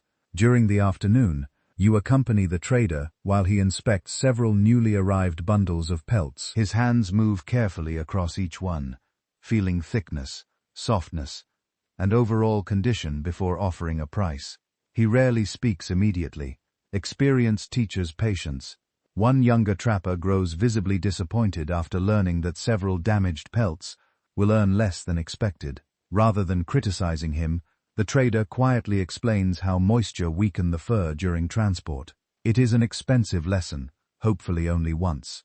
Watching the exchange, you understand that business relationships on the frontier depend heavily upon reputation. A merchant known for fairness attracts loyal customers. A trapper recognized for honesty earns trust even during difficult negotiations. Character becomes currency. Difficult to earn, easy to lose. Later that afternoon, you wander beyond the busiest part of camp, where several wagons stand, ready for the long journey east. Teamsters inspect wheels, grease axles, tighten harnesses, and carefully balance heavy loads before departure. The work appears repetitive. It is absolutely essential. One broken axle, hundreds of miles from the nearest settlement, may delay valuable cargo for weeks. A poorly secured load can destroy months of labor before reaching market. Tiny details matter enormously. Research associated with the University of Chicago has highlighted the remarkable logistical complexity of the early Western fur trade. Successful companies coordinated transportation, seasonal timing, supply distribution, and financial investment across immense distances long before railroads transformed American commerce. Historians still debate which business innovations contributed most significantly to sustaining profitable operations in such challenging conditions. As evening approaches, merchants gradually close their account books while trappers finish exchanging goods. Fresh supplies replace worn equipment. Coffee, sugar, powder, and lead disappear into carefully packed saddlebags. Tomorrow, everyone leaves. The camp already feels temporary. A warm supper gathers travelers around several shared fires. Thick slices of roasted venison are passed from hand to hand, while fresh biscuits bake inside heavy iron ovens. The comforting aroma drifts through cool evening air, mixed with wood smoke and the faint scent of horses resting nearby after long days on the trail. Conversation becomes thoughtful, less hurried now. One experienced merchant reflects quietly upon the changes already unfolding across the frontier. More settlers continue arriving each year. New trading posts appear along rivers, that once saw only occasional visitors. Trails gradually widen beneath increasing traffic. The West is changing slowly, but undeniably. You listen without interrupting. The mountain man often seems like the central figure in frontier history. Yet tonight you understand that he exists within a much larger system connecting wilderness, commerce, transportation, politics, and distant cities. Every trapline reaches farther than it appears. Every river carries more than water. The fire burns steadily as darkness settles across the trading camp above you. Countless stars quietly shine over wagons, horses, merchants, and trappers alike. Tomorrow, each group will once again follow different roads toward different destinations, yet all remain connected by business, by necessity, and by the remarkable web of relationships quietly shaping the history of the American West. Your thoughts drift into the quiet hours before sunrise. When the world feels suspended between darkness and light, the campfire is settled into a bed of glowing coals that give off more warmth and flame. A faint breeze moves gently through the pine branches above, carrying the clean scent of resin mixed with cool mountain air. Somewhere beyond the edge of camp, a slow river continues its patient journey, sounding almost like steady breathing beneath the stars. No one speaks yet. No one needs to. The wilderness has taught you that silence is rarely empty. It is filled with distant birds preparing for dawn, horses shifting their weight as they rest, leaves brushing softly against one another, and thoughts that seldom find room inside the busy settlements far to the east. This is the hour when memory arrives. Without invitation, you watch one of the older trappers sitting quietly beside the fading fire. His weathered hands cradle a warm cup of coffee, but he barely drinks it. Instead, he stares into the glowing embers with an expression that seems both peaceful and distant. He is somewhere else, not in place. In time, you eventually sit beside him without interrupting the silence. After several minutes, he smiles gently, almost surprised to find another person awake. "I was thinking about home." The words come softly, almost like a confession. You ask whether he misses it. He considers the question for a long moment every day. Then he pauses. And not at all. The answer seems impossible until you understand. Many mountain men carry two different lives inside them. One belongs to the settlements where parents, siblings, old friends, or children may still wait. The other belongs entirely to the wilderness, where every sunrise brings freedom, uncertainty, and purpose that cannot easily be explained to people who have never crossed the Rockies. Neither life completely replaces the other. Instead, they coexist. That quiet tension shapes countless decisions as the morning light gradually spreads across the valley. Your companions begin preparing breakfast. Someone grinds coffee beans using a small hand mill. Another slices dried meat into a pot already simmering above the fire. The rich aroma of coffee blends with wood smoke and the comforting smell of warm broth. The familiar routine feels grounding, almost sacred while eating. Conversation remains thoughtful rather than lively. One trapper mentions receiving a letter, nearly 2 years earlier, carried west through an extraordinary chain of traders and travelers before finally reaching him. By then, everything had changed. The news was already old. Another quietly admits that he has not seen his younger brother in nearly a decade. He wonders whether the boy has become a father by now. No one knows. The frontier stretches farther than miles alone. Distance becomes measured in missed birthdays, changing seasons, and faces remembered more clearly than they can now be imagined. Modern historians examining surviving correspondence have noted that communication between mountain men and eastern settlements was often irregular and painfully slow. Research discussed by scholars at Princeton University has emphasized that many trappers lived for months or even years with little reliable news from family members. Yet historians continue debating how deeply this isolation affected different individuals. Since surviving journals reveal remarkably varied emotional responses, some embrace solitude, others quietly endured it. The trail today follows a high ridge overlooking endless forests below. Cool wind brushes gently across your face, while scattered clouds drift slowly overhead. From this height, the wilderness appears almost limitless, stretching toward distant horizons where mountain ranges fade into pale blue mist. The view inspires wonder. It also inspires reflection. You begin asking yourself questions that would rarely arise in crowded towns. What truly makes a successful life? Is wealth measured by money alone?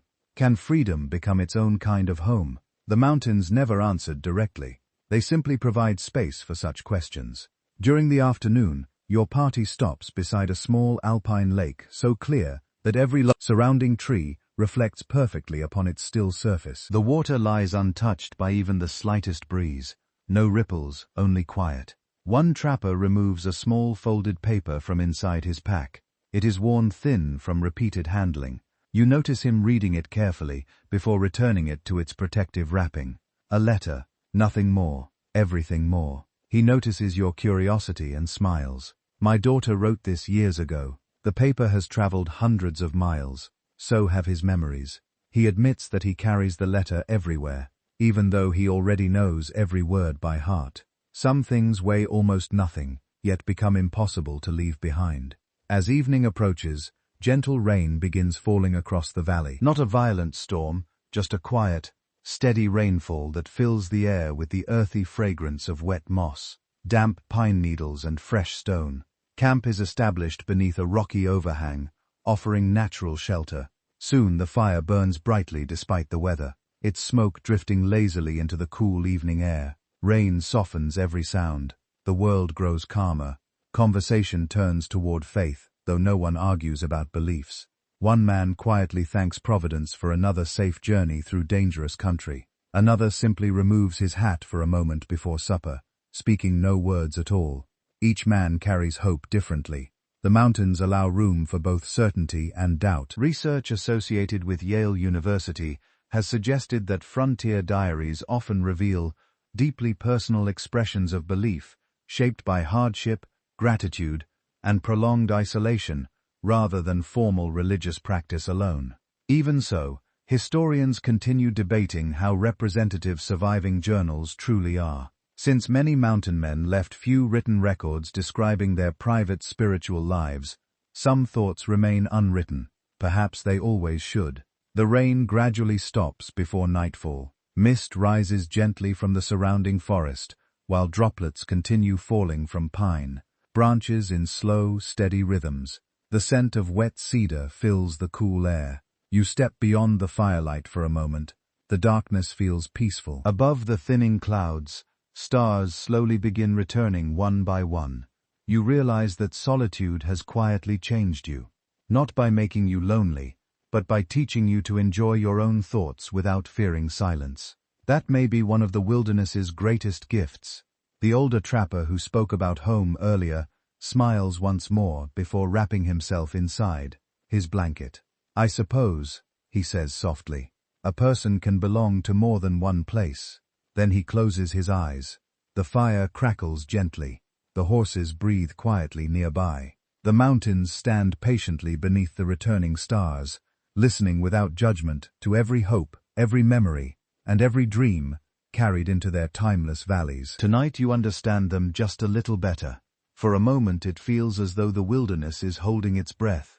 Dawn arrives beneath a sky washed with pale silver, while thin ribbons of mist drift lazily above the valley floor. The cool air smells of damp grass and fresh cedar, and the quiet crackle of your breakfast fire is joined only by the distant call of a hawk, circling somewhere high above the mountains. Everything seems unchanged, yet change is already underway. You saddle your horse and continue along a familiar trail that has carried trappers for many seasons.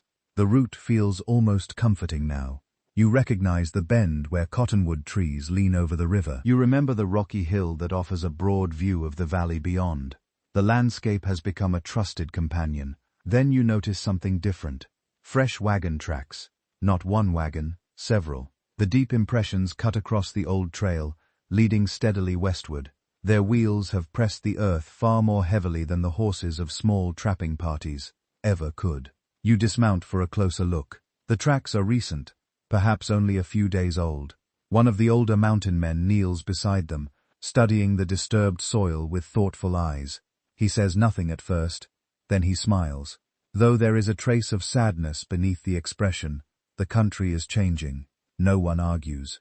There is nothing to argue about. For many years, the mountain man has moved through lands visited only occasionally by traders, explorers, and indigenous communities. Now, new travelers begin arriving in greater numbers. Surveyors measure distances. Government expeditions improve maps. Settlers seek fertile valleys, where they hope to build permanent homes. The wilderness remains vast. It no longer feels quite so empty. As the morning progresses, your party overtakes a small government survey team carefully, measuring distances with chains and simple instruments. Their notebooks are already filled with careful sketches of rivers, ridges, and campsites. They work methodically, patiently. One surveyor explains that accurate maps may eventually help future travelers avoid dangerous crossings and unnecessary hardship. The goal seems practical, almost modest. Yet, you realize that every line added to a map quietly changes history. Places once known only through memory and conversation gradually become permanent features on paper. Unknown country slowly becomes familiar territory. Discovery becomes documentation. Documentation encourages settlement. Modern historians widely agree that government surveys played an increasingly important role in expanding knowledge of the American West during the early 19th century. Research discussed by scholars at Stanford University has shown that official mapping efforts often built upon information gathered earlier by indigenous communities, explorers, traders, and mountain men. Yet, historians continue debating the degree to which formal surveys relied upon practical, frontier knowledge already circulating through trapping networks. Knowledge rarely belongs to one source. It grows through many hands. Later that afternoon, you reach a broad meadow where several families have established a temporary camp while preparing for the next stage of their westward journey. Unlike the trappers you've known for so long, these travelers carry furniture, farming tools, cooking pots, and carefully packed family possessions. Their destination is not another trapping season. It is a permanent home. Children gather firewood, while parents repair wagon wheels damaged during recent river crossings. Oxen graze quietly nearby, their steady strength making possible the slow movement of heavy wagons across immense distances. Everything moves deliberately. There is no other choice. You spend part of the evening speaking with one young father. He admits that he has never before crossed the Mississippi River until beginning this journey. The mountains still amaze him. They also frighten him. He asks questions about safe river crossings, dependable water sources, and early snowfalls. You answer as best you can, drawing upon everything the wilderness has taught you during recent years. Without realizing it, you have become a guide. Knowledge naturally seeks another generation. As darkness approaches, you watch the immigrant children playing beside the edge of camp. They laugh while pretending to climb imaginary mountains or cross make-believe rivers using fallen logs. To them, the frontier is not legend. It is simply childhood. That quiet realization touches you deeply. The West is changing not through one dramatic event, but through thousands of ordinary families carrying ordinary hopes. Research associated with the University of Chicago has emphasized that the growing movement of settlers across the American frontier gradually transformed regions once dominated by seasonal trapping into landscapes increasingly shaped by agriculture and permanent communities. Historians continue debating exactly how rapidly these demographic changes influence different areas. Since some mountain regions remained isolated long after nearby valleys welcomed growing settlements, the pace differs. The direction becomes unmistakable. The following morning, your journey resumes beside a river whose banks already show subtle signs of increasing travel. Trees have been cut to improve access at several crossings. Small clearings appear where camps have repeatedly been established. Narrow trails slowly widen beneath countless passing feet. The wilderness adapts. So do its travelers. You think back to the first days of your own journey, when every river seemed mysterious and every mountain pass uncertain. Now many of those same places feel almost familiar. Familiarity changes perspective. Perhaps it changes history as well. Around midday, your party reaches a ridge overlooking a broad valley stretching toward distant blue hills. Smoke rises from several scattered cabins recently built beside a winding creek. Simple structures, important symbols. Each cabin represents a family, choosing permanence over movement. Gardens will soon appear beside those homes. Fences will gradually divide open meadows. Schools, churches, mills, and roads may eventually follow. The frontier slowly becomes a neighborhood, one careful step at a time. Historians associated with Columbia University have observed that mountain men frequently served as guides for surveyors, soldiers, and immigrant parties because their practical knowledge of Western geography remained unmatched. Even so, scholars continue debating how many experienced trappers welcomed these changes, and so how many quietly recognized that expanding settlement marked the beginning of the end for their own way of life. The question lingers in your thoughts. Progress often brings loss, even when it brings hope. That evening, your camp rests beside a gentle stream, flowing through golden cottonwood trees. Fallen leaves drift lazily across the water, while the setting sun paints the surrounding hills in warm shades of amber. The fire burns steadily. Coffee warms your hands. No one speaks for several minutes. The silence feels thoughtful rather than empty. You realize that the American mountain man helped open doors that countless others would eventually walk through. Exploration created opportunity. Opportunity invited settlement. Settlement gradually transformed the very wilderness that had first inspired so many restless souls. It is a quiet irony, one impossible to ignore. The stars return overhead as another peaceful night settles across the frontier. Tomorrow the trail will continue west, but the country ahead will no longer belong only to trappers, explorers, and wandering adventurers. A new chapter is already beginning, and you're fortunate enough to witness the moment when two different Americas briefly meet upon the same trail. Your breathing slows as another cool autumn dawn spreads gently across the mountains.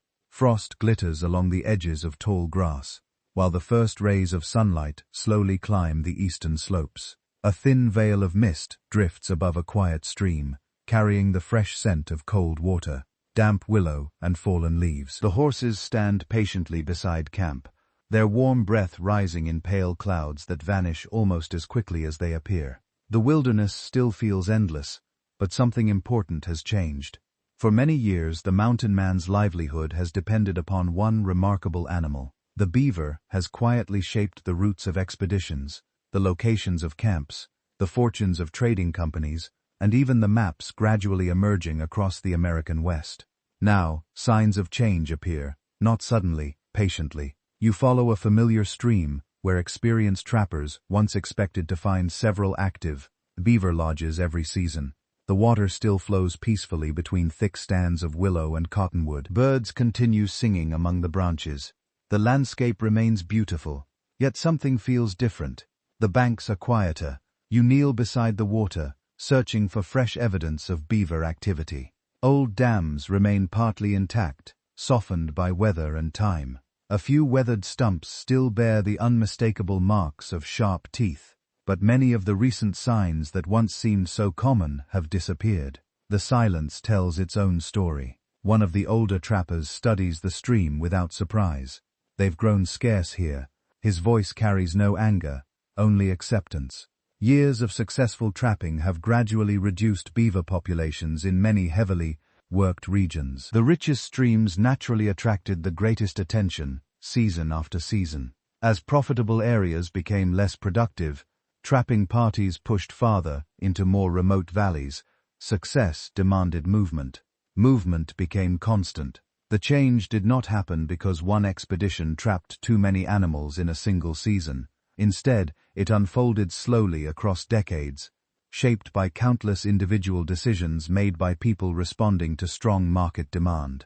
No one intended to end an era, yet history often changes this way. Modern environmental historians have concluded that intensive trapping significantly reduced beaver populations across many parts of the American West during the height of the fur trade. Research discussed by scholars at the University of California has emphasized that the ecological effects extended beyond the animals themselves, because beaver dams influence wetlands, water storage, and surrounding plant communities at the same time. Historians continue debating how quickly different regions recovered after trapping, declined. Since local environmental conditions varied considerably, nature remembers, even when people move on.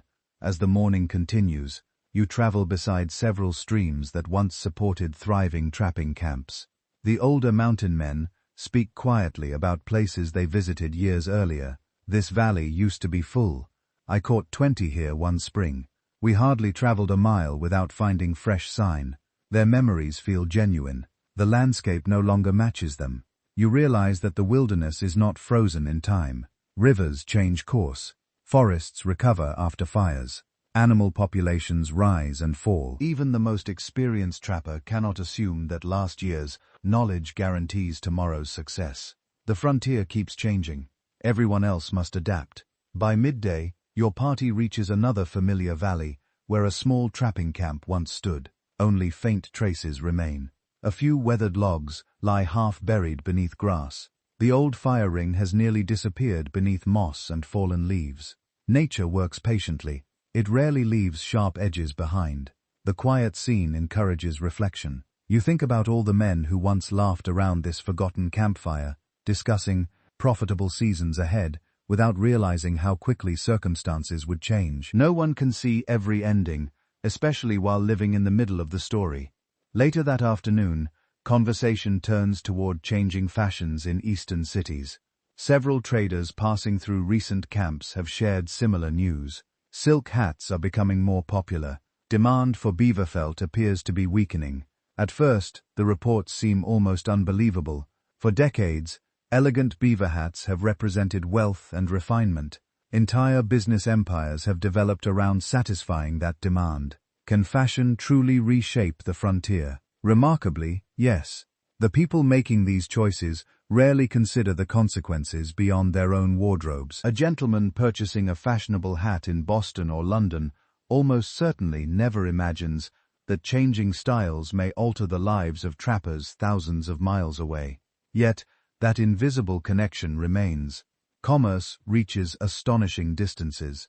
Research associated with Harvard University has highlighted how changing consumer preferences during the 19th century gradually weakened the profitability of the North American beaver trade. Historians generally agree that shifting fashions combined with declining beaver populations contributed significantly to the industry's transformation. Even so, scholars continue debating the relative importance of each factor because economic and environmental changes unfolded together over many years. No single cause tells the whole story. History rarely works that way. As evening approaches, your companions establish camp beside a narrow creek sheltered by tall cottonwood trees. Fallen leaves cover the ground in shades of gold, amber, and deep brown. Every gentle breeze sends another handful drifting softly toward the water. Autumn feels especially beautiful, perhaps because it quietly reminds you that every season eventually changes. Supper cooks slowly above glowing coals, while the familiar scent of roasting venison blends with wood smoke and cool evening air. Conversation remains thoughtful rather than lively. One younger trapper finally asks the question everyone has been quietly considering: what happens next? The older men exchange calm glances. One smiles gently. We learn something new. The answer feels surprisingly hopeful. Many experienced mountain men have already begun adapting. Some spend more time guiding explorers and surveyors. Others assist immigrant wagon trains crossing unfamiliar country. A few establish trading posts or settle near growing frontier communities. The wilderness taught flexibility. Now flexibility becomes survival once again. You stare into the dancing firelight while considering everything the mountains have already taught you. The frontier has never promised permanence. Rivers shift, snow falls early, trails disappear beneath forests, fortunes rise and fall. Perhaps the beaver trade is simply another current within that larger river of history. Scholars at Oxford University have often observed that the decline of the mountain fur trade should not be viewed merely as economic failure, but as part of a broader transformation, reshaping North America during the first half of the 19th century. Historians still debate exactly when the classic mountain man era truly ended, because many Veterans continued working in new roles long after the fur trade itself had diminished. The labels matter less than the people. They continued living, continued adapting, continued moving forward. The fire gradually settles into glowing embers as stars brighten above the quiet valley. The creek continues flowing beside camp exactly as it has for countless generations. Unconcerned with changing fashions or shifting markets, the water keeps moving. So does history. You wrap your blanket a little tighter against the cool night air, understanding that tomorrow's trail will lead into a different frontier than the one you first entered. Not because the mountains have changed, but because the world beyond them has. Your mind drifts toward another sunrise painted across the Rocky Mountains. A pale ribbon of light slowly appears above the eastern horizon, touching snow-covered peaks, before reaching the quiet valley where your small camp still sleeps. The morning air feels sharp against your face, carrying the familiar scent of pine needles, cold stone, and the faint smoke rising from last night's dying fire. Everything feels familiar, yet nothing remains exactly the same. The conversations around camp have slowly begun to change. A few years earlier, every discussion centered upon trapping grounds, beaver populations, and profitable rivers. Now, different questions fill the morning air. Which immigrant party needs a guide? Which army officer seeks an interpreter? Which survey expedition plans to cross the mountains next spring? The frontier itself is asking new questions. Experienced mountain men begin offering new answers. You finish packing your blanket before walking toward a broad meadow where several horses graze quietly beneath scattered cottonwood trees. One of the older trappers adjusts the saddle on his favorite horse with practiced hands. His movements remain calm, but today he's preparing for a different kind of journey. Not another trapping season, a guiding expedition. Several immigrant families will soon attempt a difficult mountain crossing, and they have hired him to lead the way. His knowledge has become his greatest treasure, more valuable than fur. You ride together through gently rolling hills, while he explains the changing realities of life in the West. Years spent trapping have taught him every dependable spring, every dangerous river crossing, every mountain pass that remains open after early snowfall. People now pay generously for that knowledge. It can save lives. The shift feels surprisingly natural.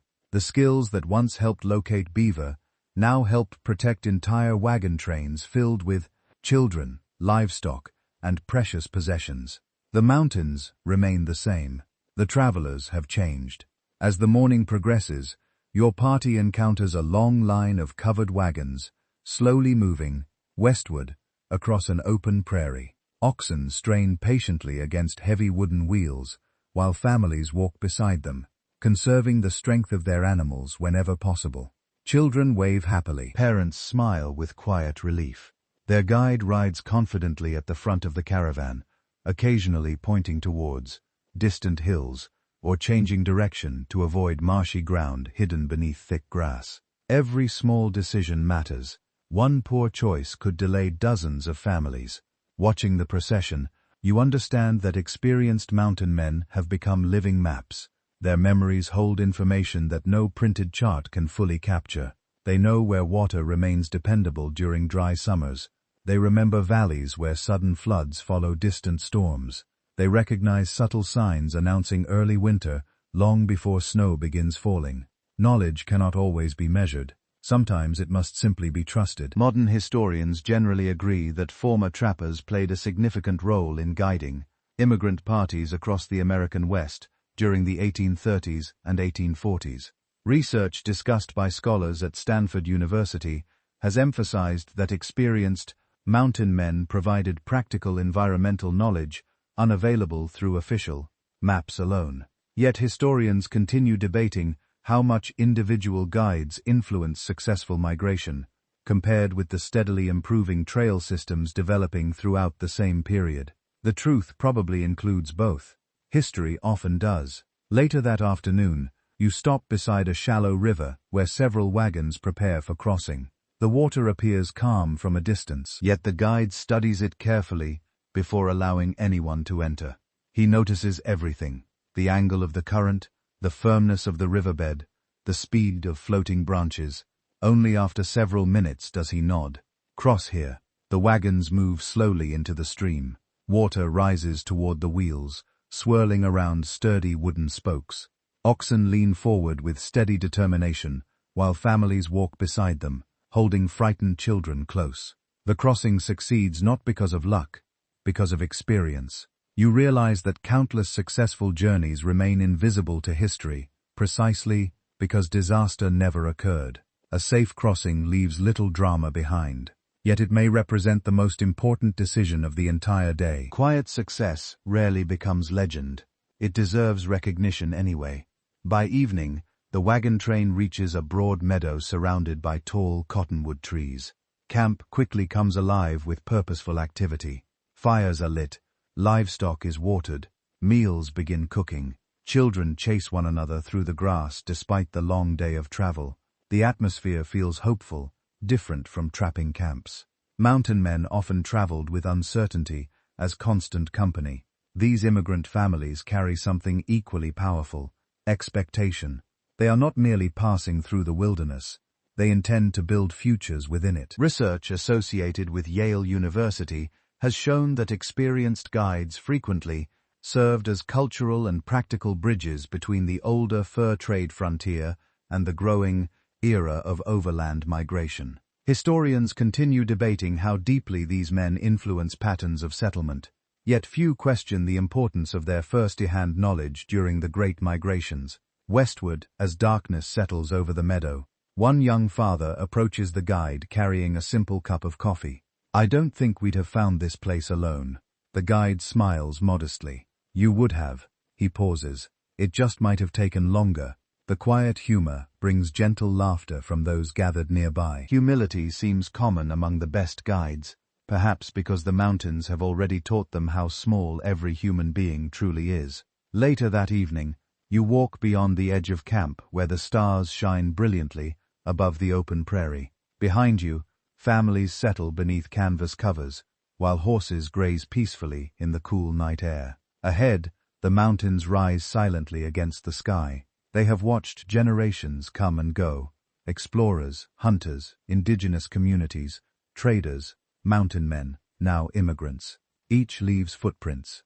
The mountains keep none of them forever. You reflect upon how gracefully many experienced trappers accepted these changing times. Rather than clinging stubbornly to fading opportunities, they adapted once again, just as they had adapted to rivers, weather, and wilderness countless times before.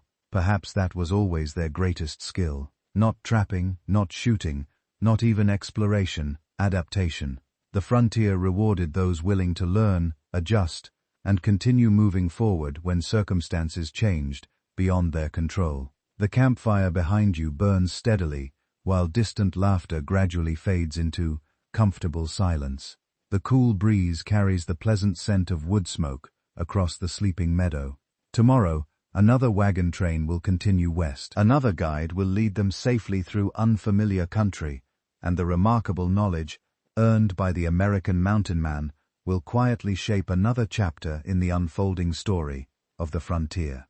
Your thoughts settle into the gentle rhythm of wagon wheels creaking across open prairie as another clear morning unfolds beneath an immense western sky. The sun rises slowly over distant hills, casting long golden shadows across tall grass, still sparkling with dew.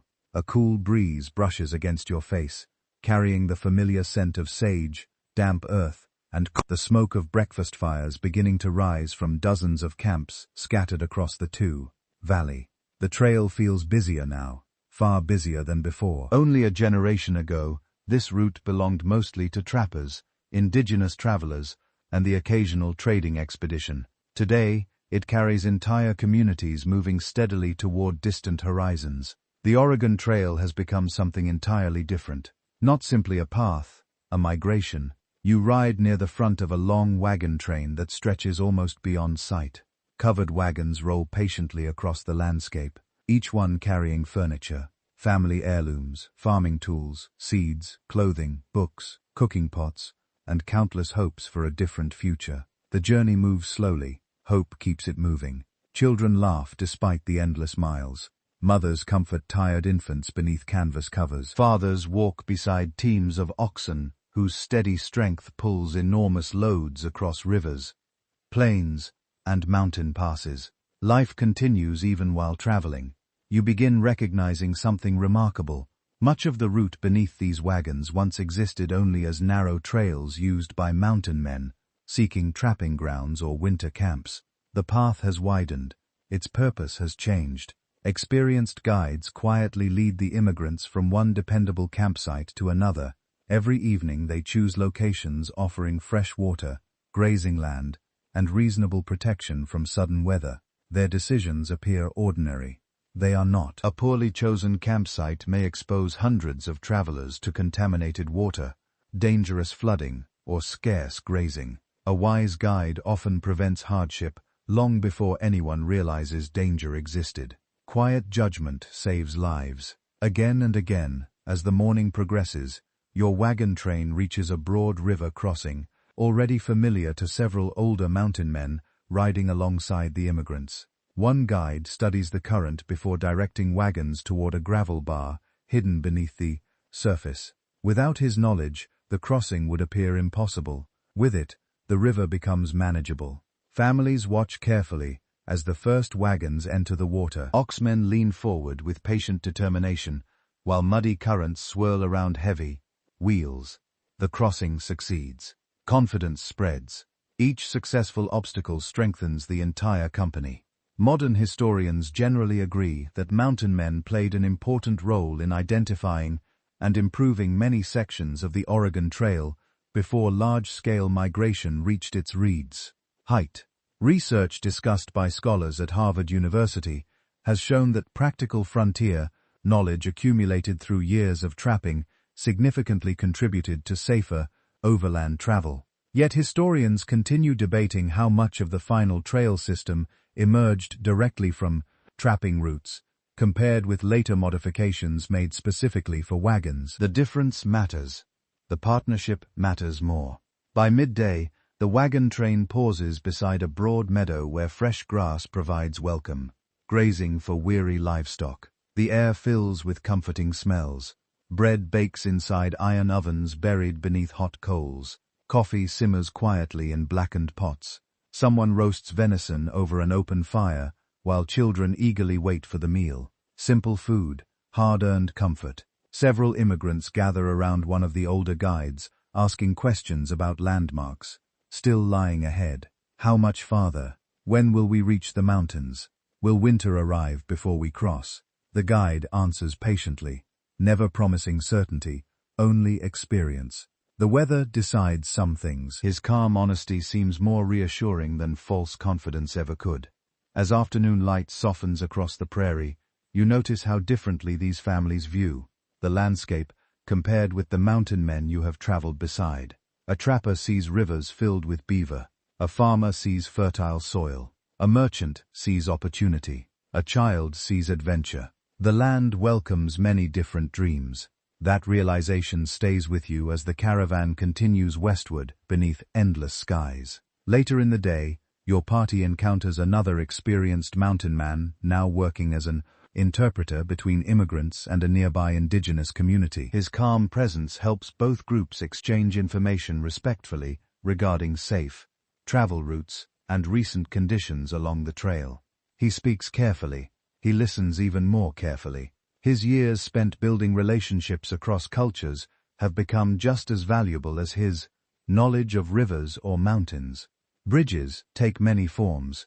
Some are built with trust. Research associated with the University of Chicago has emphasized that experienced guides and interpreters often reduced misunderstandings between travelers and indigenous communities during portions of westward migration. Historians continue debating how consistently such cooperation occurred, because experiences varied greatly depending upon region, local relationships, and changing political conditions.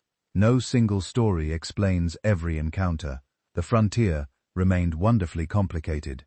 Toward evening, your wagon train climbs a gentle ridge before descending into a broad valley, where hundreds of cottonwood trees line a winding creek. The setting sun paints the leaves in warm shades of gold, while long shadows stretch peacefully across the grassland. Camp begins almost automatically. Wagons form productive circles. Livestock settles nearby. Children gather fallen branches. Adults prepare another shared meal. The routine has become familiar. Familiar routines create courage. After supper, one elderly woman quietly unfolds a small family Bible, while several younger children gather nearby. Not everyone joins her. Some simply sit beside the fire, watching sparks drift upward into the darkening sky. Different people find comfort differently. The mountains leave room for all of them. You walk beyond the campfire for a few peaceful moments. Looking back, the wagons resemble tiny islands of warm light, floating within an immense sea of darkness. Looking forward, the western horizon remains hidden beneath distant mountain silhouettes. The journey continues tomorrow. As always, research discussed by scholars at Columbia University has highlighted that the Oregon Trail gradually evolved from a frontier route into one of the most significant migration corridors in American history. Many of its earliest guides drew directly upon knowledge accumulated during the Mountain Man era. Even so, historians still debate how rapidly the identity of the trail shifted from a commercial pathway supporting the fur trade into a family migration route, reshaping the American West. Standing quietly beneath the stars, you realize that you're witnessing one era gently giving way to another. Not through sudden endings, through steady transitions. The Mountain Man has not disappeared. He has become something new. Guide, interpreter, scout, teacher. His footsteps remain beneath every wagon wheel rolling westward across the prairie. Most immigrants may never know the names of the men who first traced these routes through forests, rivers, and mountain passes. The trail remembers, and somehow that seems enough. The cool night settles peacefully across the valley, while the last campfires glow softly beneath the sky overflowing with stars. Tomorrow, the wagons will continue moving toward Oregon, and quietly, almost invisibly, they will continue following the legacy of the American Mountain Man. For a while, it feels as though the wind itself is carrying old memories across the mountains. The morning begins beneath a pale autumn sky, where scattered clouds drift slowly above ridges that have watched generations of travelers come and go. Cool air brushes gently across your face, bringing with it the familiar scent of dry grass, weathered pine, and distant wood smoke from camps already beginning another day's journey. The landscape still looks timeless. The people moving through it no longer do. You ride along a trail that once felt almost secret years ago. Only scattered trapping parties and indigenous travelers parked this way with any regularity. Now the path bears the unmistakable marks of increasing traffic. Wagon wheels have widened narrow tracks. New campsites appear beside dependable springs. Small cabins stand where only temporary shelters once rested beneath the trees. The wilderness is becoming settled slowly, patiently, almost without anyone noticing. From one season to the next, you pause beside a rocky overlook where an older mountain man quietly studies the valley below. His hair has turned almost completely white. Deep lines cross his face, shaped by decades of sunlight, wind, snow, and countless miles on horseback. He has seen this country change. Few people understand it better. After several quiet moments, he speaks without taking his eyes from the valley. I remember when we rode 3 weeks without seeing another camp. His voice carries no bitterness, only memory below. A small wagon train follows the river toward the west, while smoke rises from several recently built cabins. Fields cleared for farming interrupt stretches of untouched prairie that once extended without interruption. The contrast feels striking. 2 different worlds briefly sharing the same landscape. You continue riding together through country that the old trapper knows almost by heart. Every ridge reminds him of an earlier season. Every stream recalls forgotten companions, whose names survive only in fading stories shared around distant campfires. The land has become a living memory. He carries it gently during the afternoon. You stop beside a familiar creek where beaver once flourished in remarkable numbers. Fresh willow still lines the banks, but the old trapper quietly points toward the weathered dams slowly dissolving beneath years of neglect. They're almost gone. The words barely rise above a whisper. The stream continues flowing. Nature keeps moving. Even when human stories begin fading into history, you begin understanding that the classic mountain man is slowly becoming something unusual, not extinct, historical. The younger guides now entering the frontier often possessed different backgrounds. Many learned their skills from fathers who trapped before them, but others arrived through military service, government surveys, or growing Western settlements. The profession evolves as everything else does. Modern historians generally agree that by the early 1840s, the great era of independent mountain trapping had entered its final phase. Research discussed by scholars at Yale University has emphasized that declining beaver populations, changing fashions, and expanding settlement gradually reshaped the economic foundations of frontier life. Yet, historians continue debating exactly when the classic mountain man era truly ended, because many experienced veterans remained active in different occupations for years afterward. Perhaps eras never truly end, they simply changed names. Later in the day, you encounter a younger traveler who eagerly asks the old trapper about life during the great Rendezvous years. Were the stories true? The old man smiles. Some of them, he laughs softly, before continuing, and some grew taller every time they were told. The answer feels wonderfully honest. He describes long winters beside frozen rivers, friendships formed through hardship, dangerous mountain crossings, and evenings when laughter around a campfire seemed more valuable than gold. He also remembers hunger, loneliness, exhaustion. The stories include both. Reality usually does. As evening approaches, the trail passes an abandoned trading post. Its weathered log walls still stand, though the roof has partially collapsed beneath years of snow and rain. Tall grass grows through the doorway, where merchants once negotiated prices with eager trappers returning from distant valleys. Silence fills the building now. History leaves quietly. You step inside for a moment. Dust settles across rough wooden shelves that once held coffee, powder, cloth, and tools carried hundreds of miles into the mountains. Nothing remains for sale, only echoes. The place feels strangely peaceful rather than sad. It reminds you that every generation builds something meaningful, even if later generations eventually build something different. Research associated with Stanford University has highlighted that many frontier trading posts experienced dramatic changes as migration patterns shifted away from the fur trade toward permanent settlement. Historians continue debating how rapidly these commercial centers declined, because some successfully adapted by serving immigrants, while others gradually disappeared altogether. Adaptation remains the frontier's oldest lesson. Outside, the setting sun paints the abandoned building with warm golden light. For a brief moment, it almost appears alive again. Then evening deepens. The illusion fades. Camp is established beside a quiet river whose gentle current reflects the first stars, appearing overhead. Dinner cooks slowly above glowing coals, while the familiar aroma of roasted meat blends with cool autumn air and the comforting scent of cottonwood smoke. Conversation remains gentle, unhurried. Several younger travelers listen respectfully as the older trapper shares stories of companions who never became famous despite living remarkable lives. One rescued friends from a freezing river. Another discovered a mountain pass later used by countless immigrants.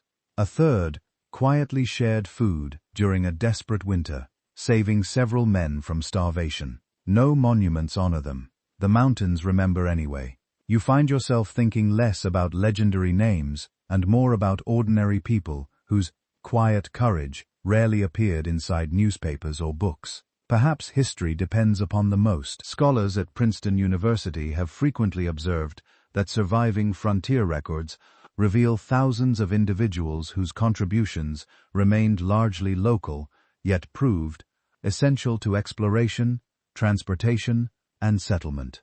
Even so, historians continue debating how popular memory gradually narrowed public attention toward only a handful of famous personalities, while overlooking the broader community that made frontier life possible. The fire burns lower. The river keeps flowing. The old trapper wraps himself inside his blanket before glancing once more toward the dark outline of distant mountains.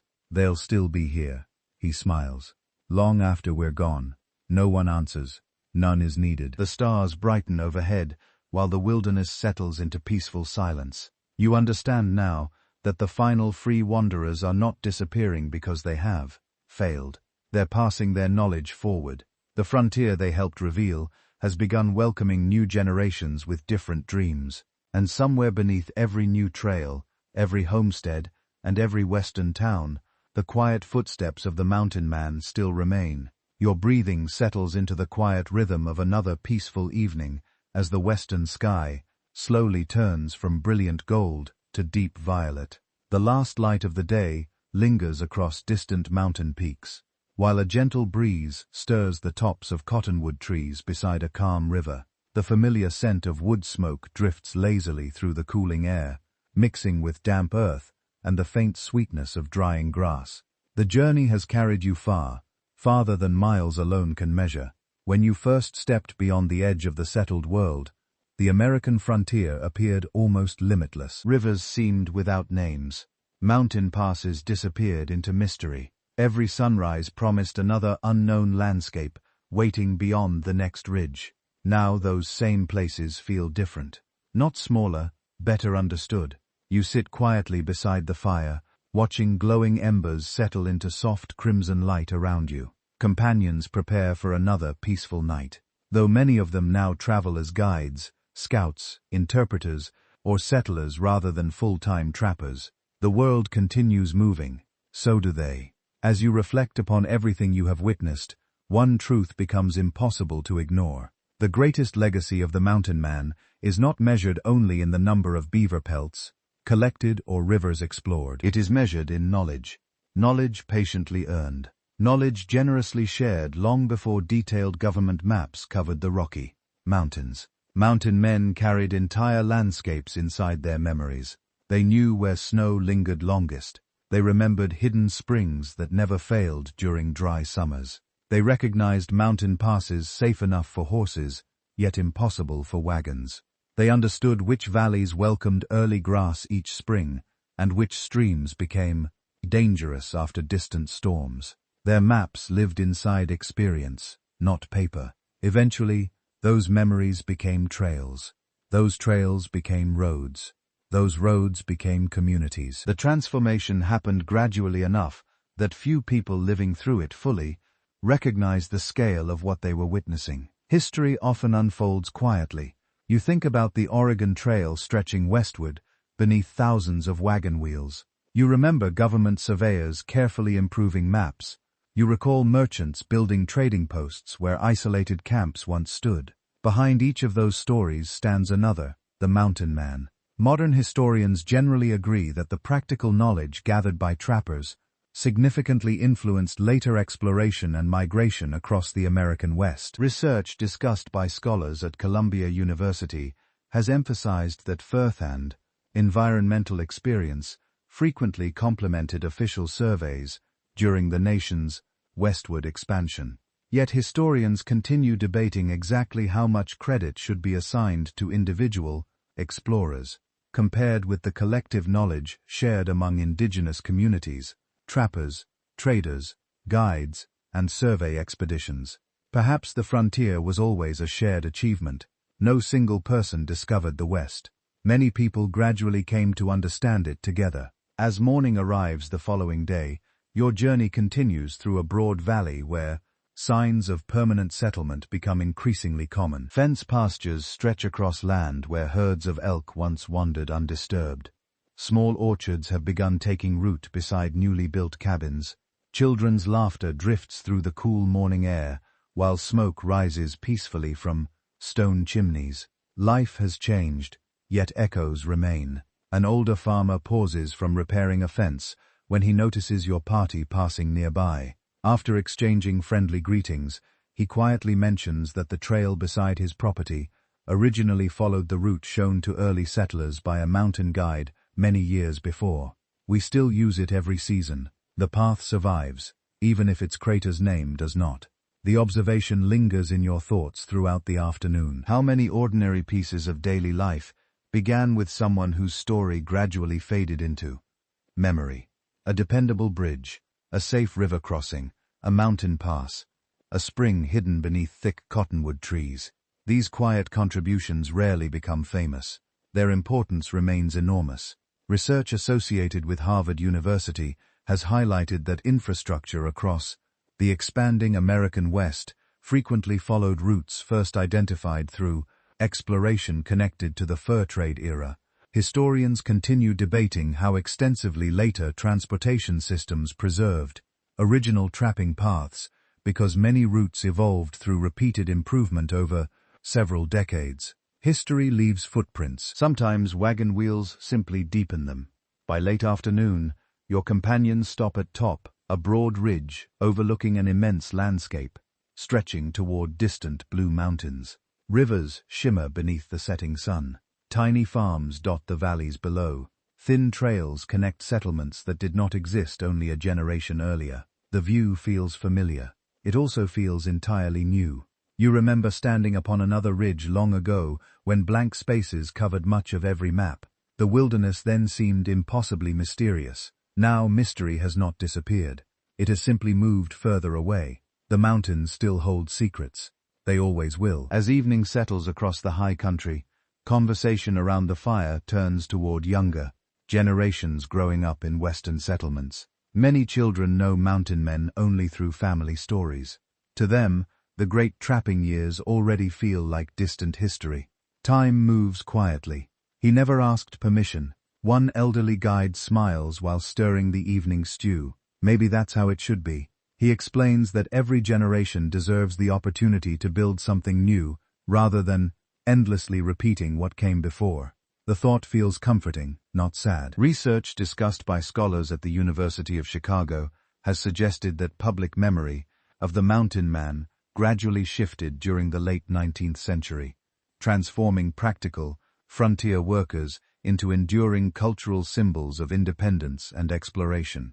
Yet historians continue debating how closely those popular images reflected the complicated realities preserved within journals, letters, trading records, and family histories. The legend grew. The real people remained wonderfully human. Night settles peacefully across the mountains once more. The fire crackles gently, while the cool breeze carries the comforting aroma of cedar smoke through camp. Horses graze quietly nearby, their steady breathing blending with the soft murmur of the river below. You look upward. The same stars shine above you that guided generations of travelers before your own journey began. Explorers watch them. Indigenous families watch them. Mountain men watch them. Settlers watch them. Now the sky belongs to everyone.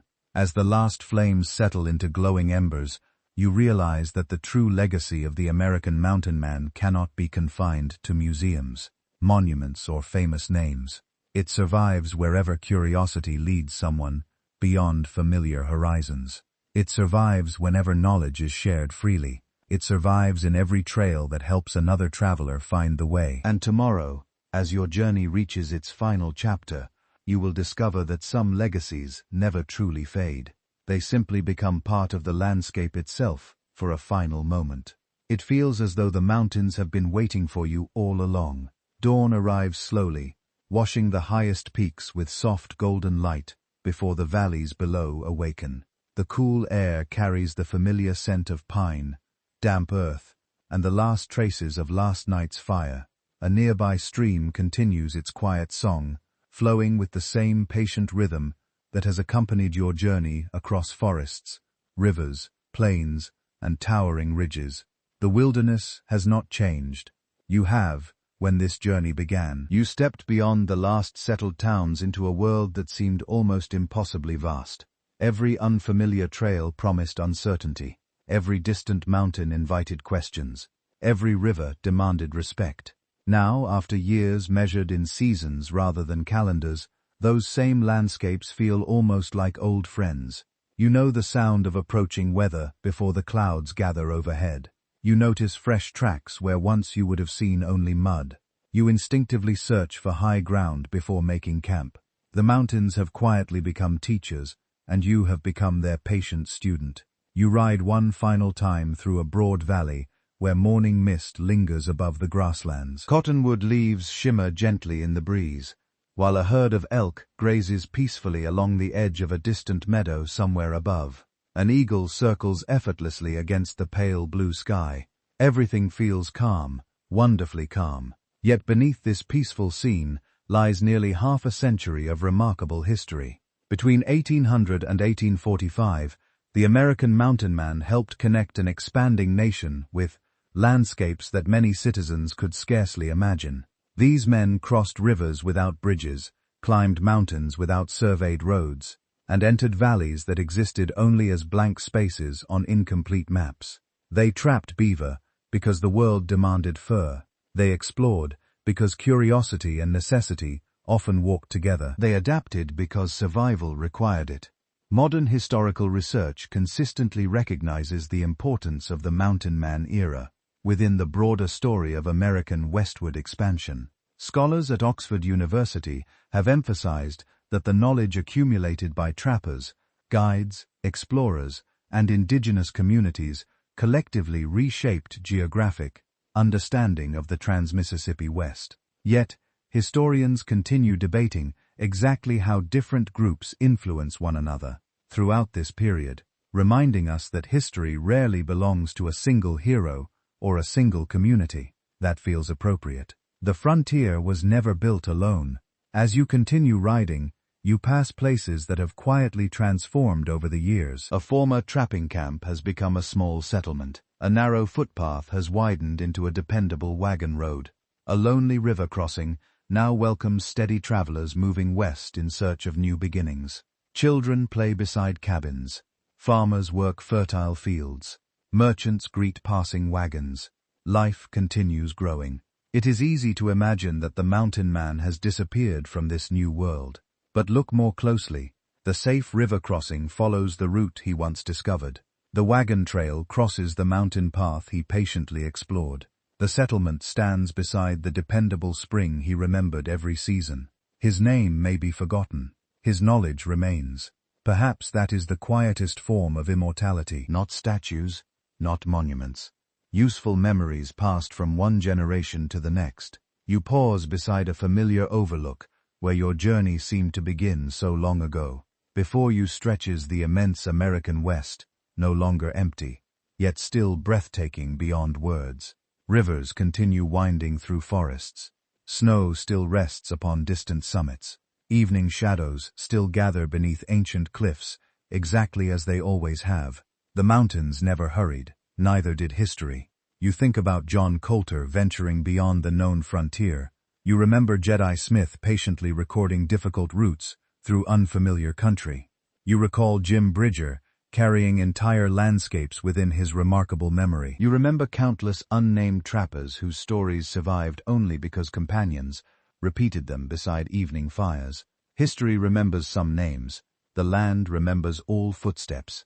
Research discussed by scholars at Stanford University has observed that many frontier achievements resulted from accumulated practical experience rather than isolated moments of discovery. Historians continue debating individual accomplishments, but there is broad agreement that the American West became better understood through the combined efforts of indigenous communities. Mountain men, explorers, traders, guides, surveyors, and settlers working across several generations.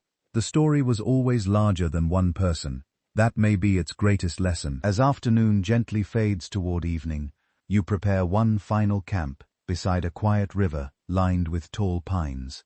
The fire burns steadily while supper cooks with its familiar aroma of roasted meat, fresh bread, and hot coffee. The horses graze peacefully nearby, their slow breathing blending with the gentle murmur of flowing water. The routine feels comforting, almost timeless. You sit quietly beside the glowing embers without feeling the need to fill the silence. The wilderness has taught you that reflection deserves as much attention as movement. Some journeys end. Their lessons do not.